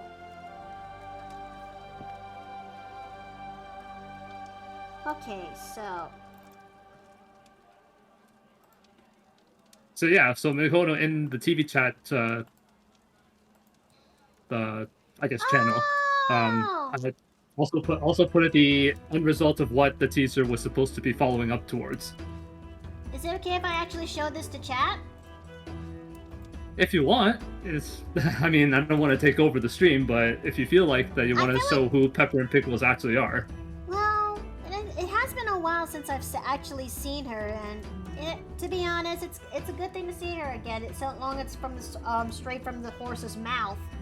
Or the paint bucket's mouth. I don't know which one I should actually refer it to. From underneath the paint bucket lid. Okay, so, okay, it's just showing me this instead of the new Twitter link. Please, I kinda need to see this. Please, be nice.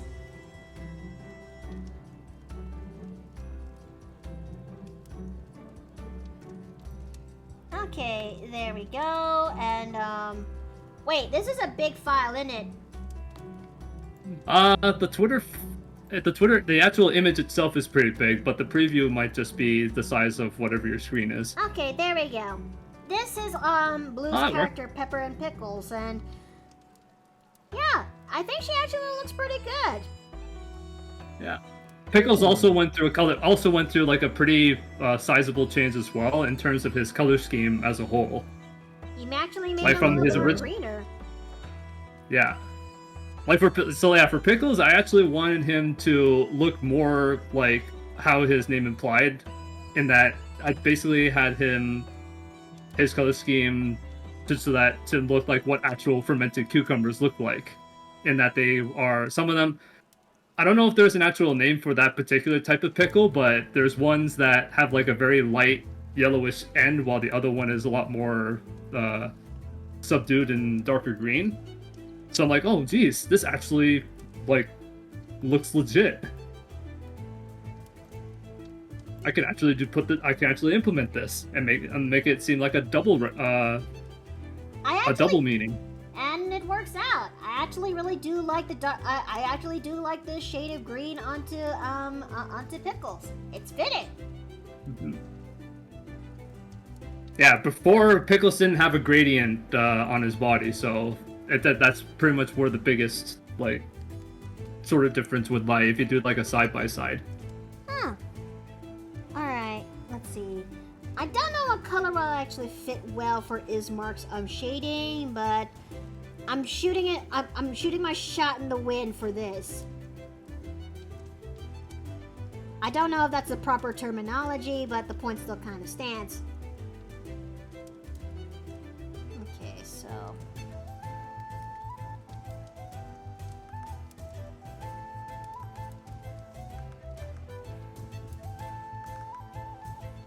you know, going back into Ismark though, for a character who has actually just a basic one-off design, I'm actually surprised how many people are actually really taking a liking to this character. And depending on how they actually interact with him, he becomes the one-off character to just basically whatever the player, the DM desires. And that's actually the beauty when it comes to D&D. It goes back to my own cake analogy all over again. Well, cake makes an analogy all over again. And for Ismark's case, he went from a simple one-off character to basically becoming one of the essential NPCs of the game.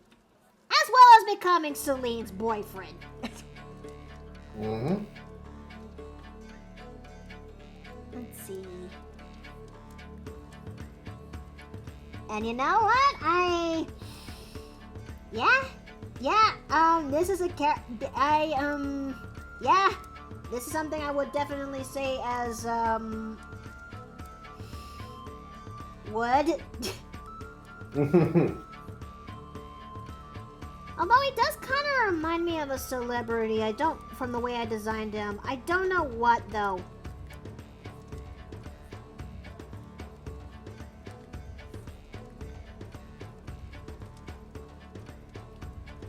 Let's see. Oh, thanks for the hydrate, Bearwolf. Thank you, thank you.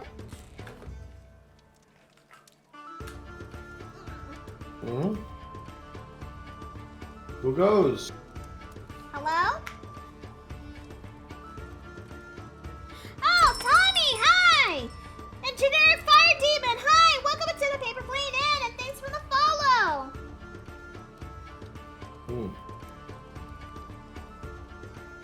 Huh, never thought we'd actually see you so soon, Tommy.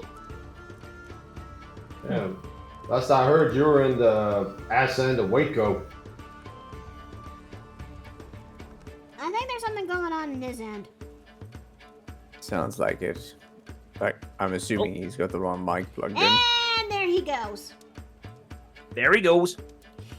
He'll be back. He appears and disappears like a fart in the wind. But no, he'll come back. I know him.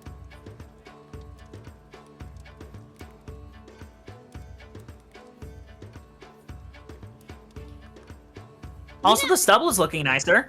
It does. I mean, I just gave him a little bit. I just gave him a speckled brush of a stubble brush I got. Lighten that thing up a bit, and yeah, it does look a million times a lot better. Although it's gonna be a pain to actually redraw this, but hey, I mean, I can pull it off. I can take it. I can take it.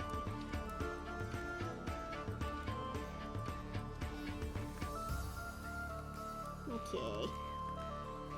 Let's see. In my opinion, the people who made movies that touch people's heartstrings really cared about those movies good, instead of taking care of on getting a paycheck. Well, yeah, in a way, yeah. In some cases. That is usually how it tends to go. Yep. Oh, yeah. Well, birds still gotta eat, though. It's important. The paycheck is still important. Uh-huh.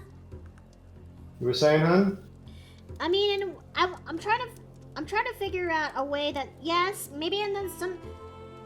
Yes, that may be true. And there are some movies out there that actually, some people do care about getting the paycheck, but at the end of the day, they actually still made really good movies. Mm-hmm. And then there are those cases where they got the paycheck, but they didn't put much care into their said movies. Right. I don't know which one's a good example, though. It's, I'm just... The more recent Marvel movies? Oh, man. Yeah, honestly, the Marvel movies have just fallen down. They've fallen down since they started out. It do kind of be like that, though. I feel like the last good Marvel movie out there was was Spider-Man Far From Home, and even that, no, Spider-Man No Way Home, and even that had its own issues. I really want to watch that movie. I didn't got to, though.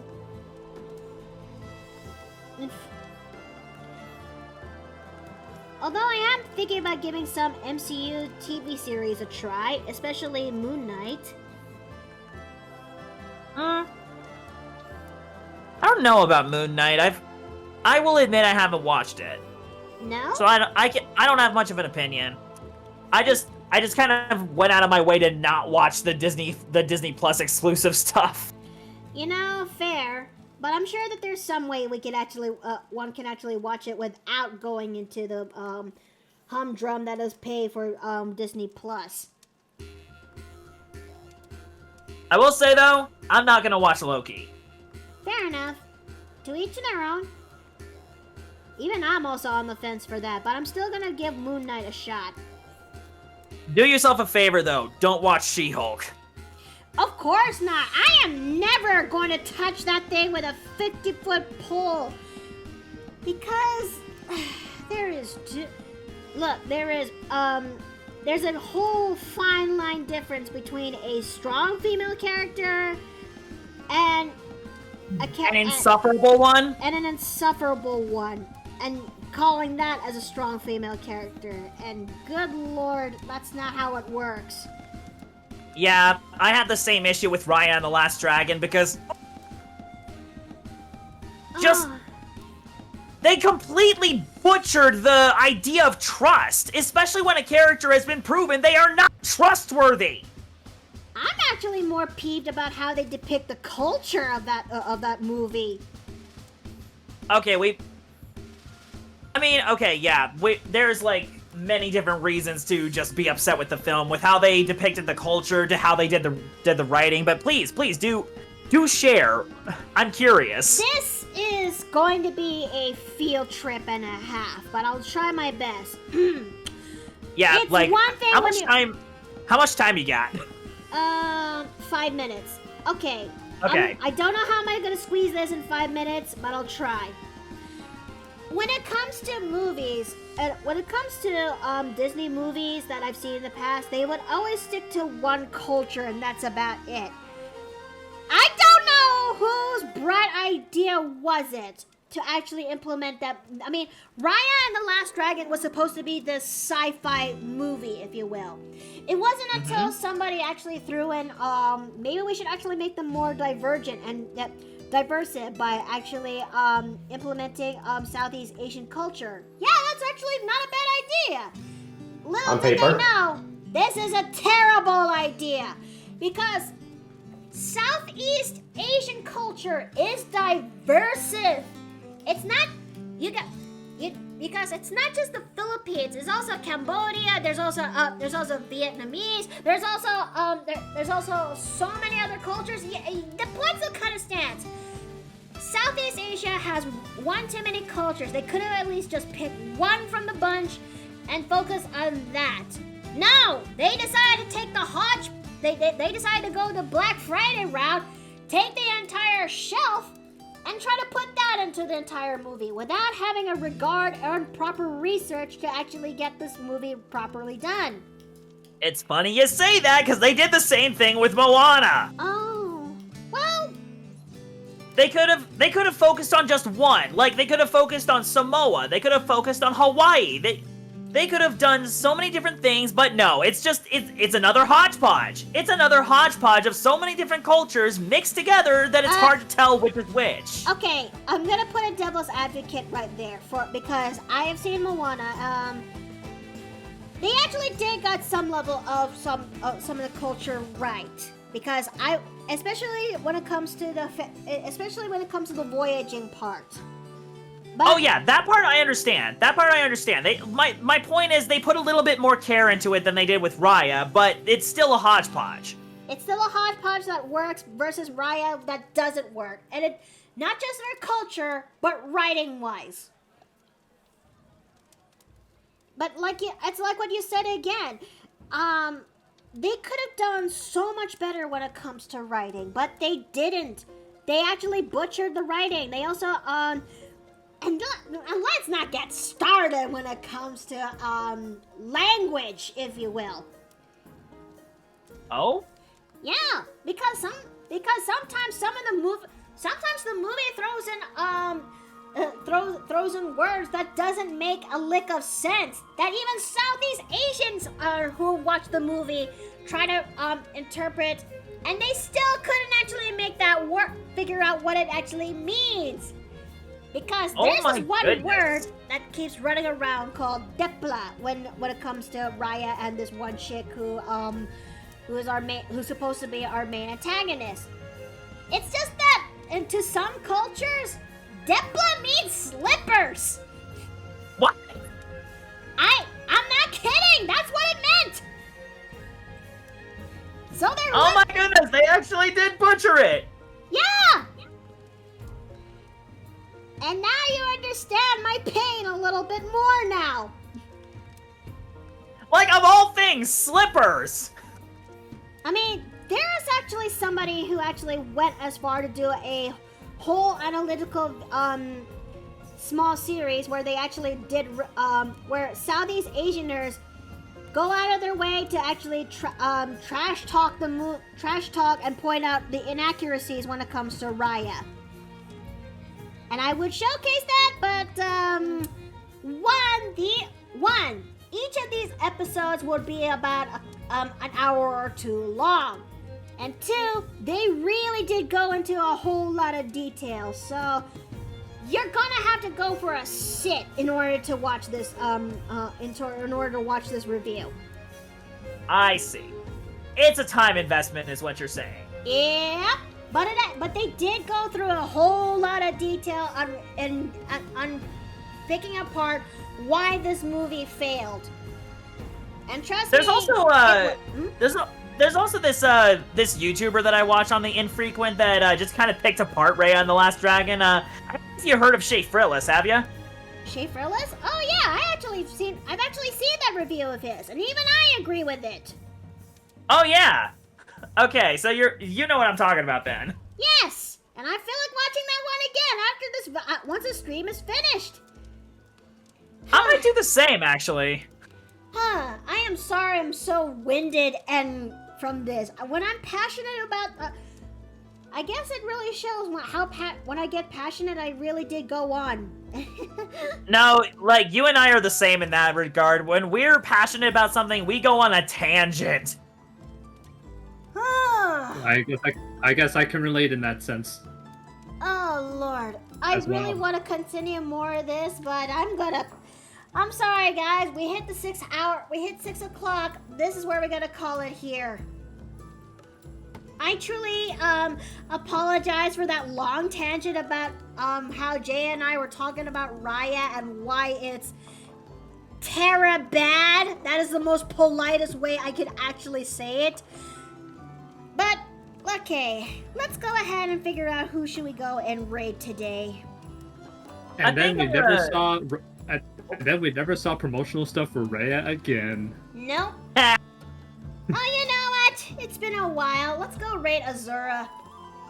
Yeah. I need to lay down and rest my mouth.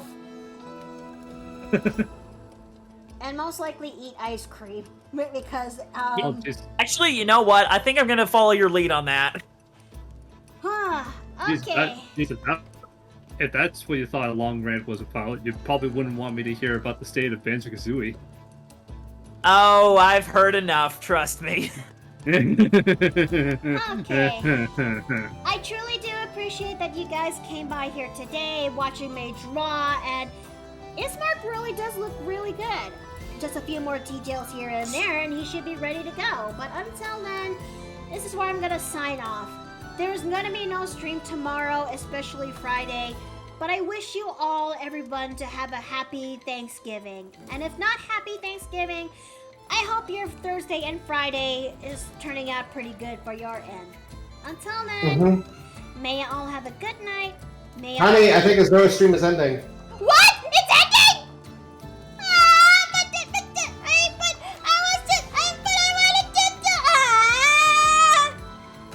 Let's go to Arunia, hon. Okay. I am the upset. I mean, hey, at least I caught you. Yeah. Hey, listen, that's good. That's good. Could also raid Obsidia if you wanted. I did not have Obsidia followed. I should though. Yes, you should. Why don't we send these her way then? Well, her or Arunia. Why don't we roll the dice? I'm sorry, but I'm picking my bestie. Fair enough.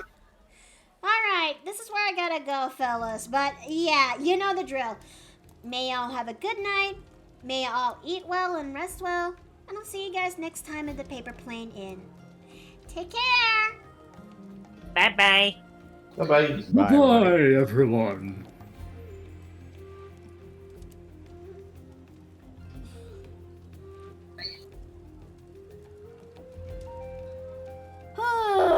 Mother Teresa's armpit. You good? Yep. Okay, I'm actually curious. Why do you say Mother Teresa's armpit so much? I don't know. It's just a funny expletive. It's a funny expletive. It has been like that since it first came to me. Even Alabaster once upon a time asked, "Did you just say Mother Teresa's armpit?" Yes, I did. So what of it? Honestly, me, coming from a background as well as just friend groups who are pretty much known for just cussing all the time, it's a very not acceptable. It's a appreciated change of pace for being able to come up with your own curse word. Well, not really curse words, but substitutes. I mean, one of my You know, Yep. You want to know what my wife used to say all the time? Sweet mother of monkey milk. My other. Hey, that's Penelope's line. My other funny. Maybe that's where she got it. My other funny explicit word is Cracker Jacks. Crap baskets. If I need to swear out, typically just do it in offer cards instead, although I don't know if Twitch would be happy with that. For me, I would most likely go for Filipino, but that's when I get really pissed. Dave, Dave, if you did, you'd make my dad raise eyebrows, because he's actually fluent in Afrikaans. Oh, no. Oh. Yeah. See, I'm pretty much in that weird... Listen, all I'm gonna say is if you hear the words "yo massa," you better cover your ears. Okay then. Because the things I have to say about your mother won't be very pleasant. Alright. Oh